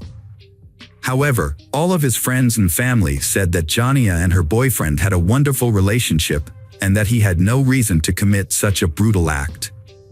He learned of Jania's death when her mother called at 10 a.m. to tell him. He said he fainted when he heard the news and it took him a long time to regain consciousness. Unable to do anything, he asked his neighbors to help him book a plane ticket and prepare his luggage. Investigators looked closely at Jason White's alibi and realized that he could not have made it to Knoxville and back in the morning by himself. So they eliminated him as a suspect and turned their attention to Jania's neighbor. This neighbor did not have a solid alibi and had been in the apartment with Jania, raising suspicions that he could be the culprit. Jania's friends and family also suspected this neighbor. Some believed that he could be the killer, while others accused him of fleeing the apartment, leaving Jania behind. The suspicions were so deep that the victim's parents did not even want him to attend her funeral. However, after Jason Amami was discharged from the hospital, investigators began questioning him. He stuck to his original story. He heard screaming, saw a strange man, and was attacked by him. After fighting off the attacker, Jason Amami ran to the front door and onto the street, seeking help from neighbors. He believed that Jania had also escaped from the apartment because he could not hear her screams. However, police had doubts about Jason Amami's story. What initially raised suspicions about Jason Amami were his injuries. 7 of the 8 were superficial, and the last wound to his right arm could have been self-defense or the result of an attack. Additionally, investigators found no signs of forced entry into the apartment, suggesting that the perpetrator may have been someone Jania knew. Jason Amami claimed that he had taken out the trash through the back door that night but did not remember locking it. Detectives continued to press him, paying close attention to the door he used to exit the apartment onto the street. Jason Amami insisted that he had exited through the front door, but police suspected that he might be lying. If Jason Amami had indeed left through the front door, that would not have explained the presence of bloodstains near the back door, further raising suspicions against him. Police accused Jason Amami of using and selling illegal drugs, and of being aggressive when he could not satisfy his addiction. However, he denied all of these allegations. After hours of questioning at the police station, detectives suggested that Jason Amami take a polygraph test. Jason Amami agreed to take the test. The results showed that he gave false answers, which made detectives even more suspicious of him. However, detectives were still unable to charge him with murder due to a lack of concrete evidence. They had to wait for lab experts to complete testing on some of the evidence found in the apartment. They then discovered some key evidence, including 3 DNA samples on the murder knife, samples from Jania, Jason Amami, and an unidentified man. The unidentified man's DNA was also found in Jania's room, on the back door handle, and on the stairs the criminal used to escape to the street. They also found a fingerprint on the handle of the knife, but it did not match Jason Amami's fingerprint. These discoveries led the police to suspect that someone else had been in the apartment that night. However, when they ran the DNA sample against existing databases, they found no match. This complicated the case further, and detectives had to continue investigating to find the real killer. Investigators have ruled out Jason Amami as a suspect, but the public remains uncertain about his role in the incident. They believe that Jason Amami abandoned his friend and ran away instead of protecting her. However, it is worth noting that after the accident, Jason Amami began to suffer from post-traumatic stress disorder.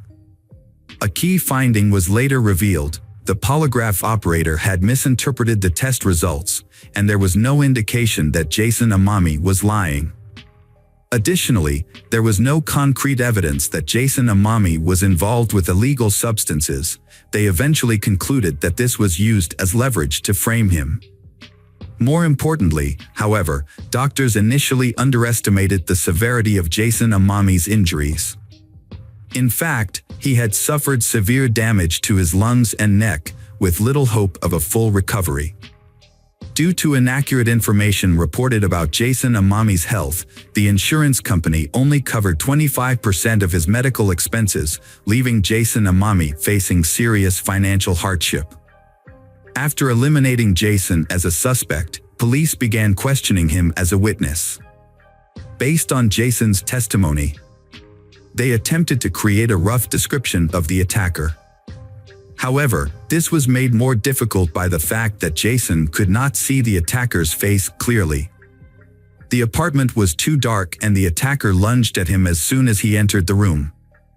Investigators also discovered several suspicious items in the room, including a hat, a record player, and a stereo near the back stairs. At first, they thought these items might belong to Jania or Jason, but Jason denied owning them. This led them to suspect that these items might have been left behind by the killer. Police shared a rough sketch of the suspect with the media, and they subsequently received hundreds of calls from the public. Many people reported individuals who matched the sketch, prompting detectives to pursue each of these leads. One of the prominent clues led investigators to a group of teenagers who had broken into homes with the intention of burglarizing. One member of the group, a 19-year-old named Michael, matched the sketch of the suspect. The police began searching for Michael, but this was not easy because he was wanted for burglary. 2 police units joined the search for him, and they eventually found Michael. When interrogating Michael, investigators immediately noticed his shoes, which had a pattern similar to the footprints left by the killer. They collected Michael's DNA and fingerprints and sent them to experts for analysis. During the interrogation, Michael revealed a surprising piece of information: he and a friend had entered Jania's apartment that night. According to Michael, they planned to rob, but his friend attacked Jania with a knife. However, detectives soon discovered inconsistencies in Michael's story. The details he provided did not match the actual events, and there was no evidence of 2 strangers at the crime scene. Michael's DNA and fingerprints also did not match the evidence at the scene.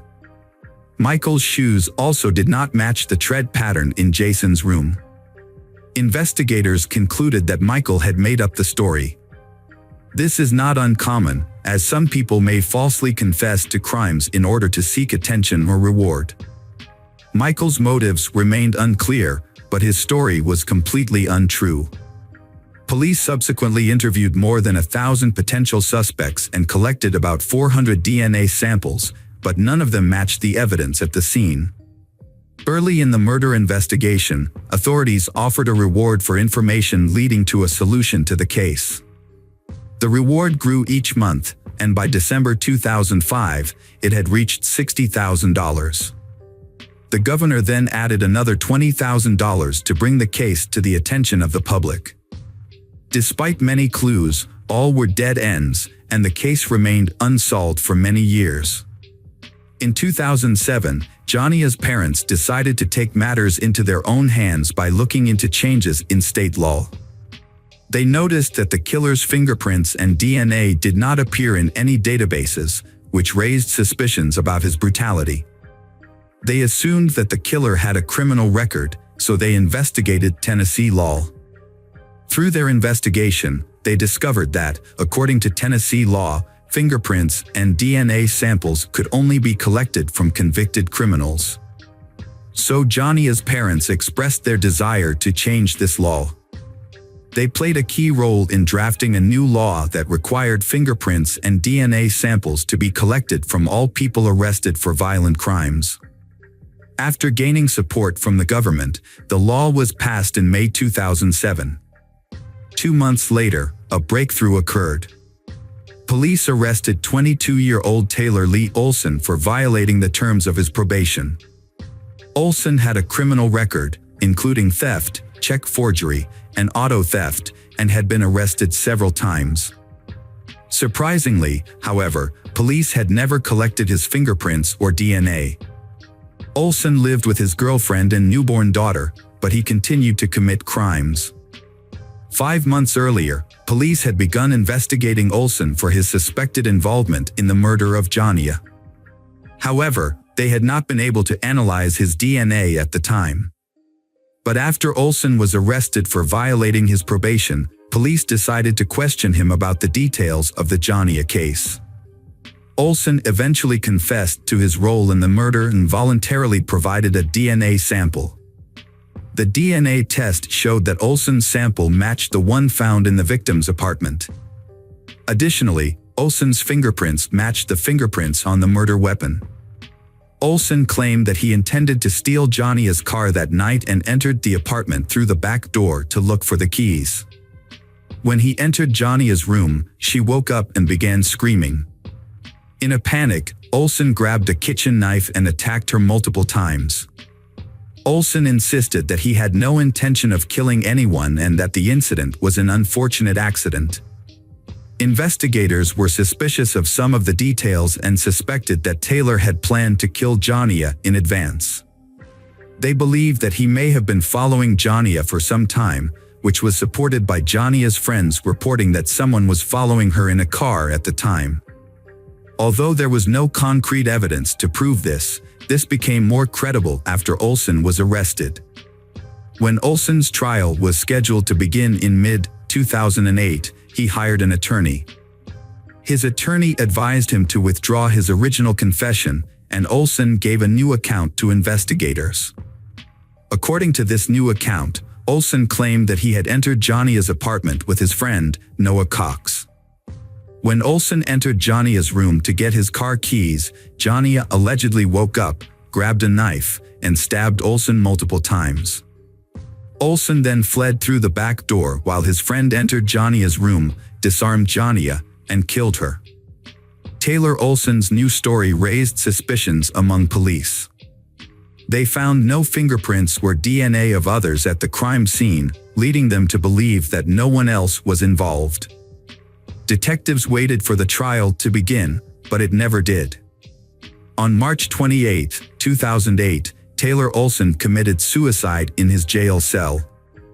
Along with him, detectives found several suicide notes addressed to his family, Jania's relatives, and the police.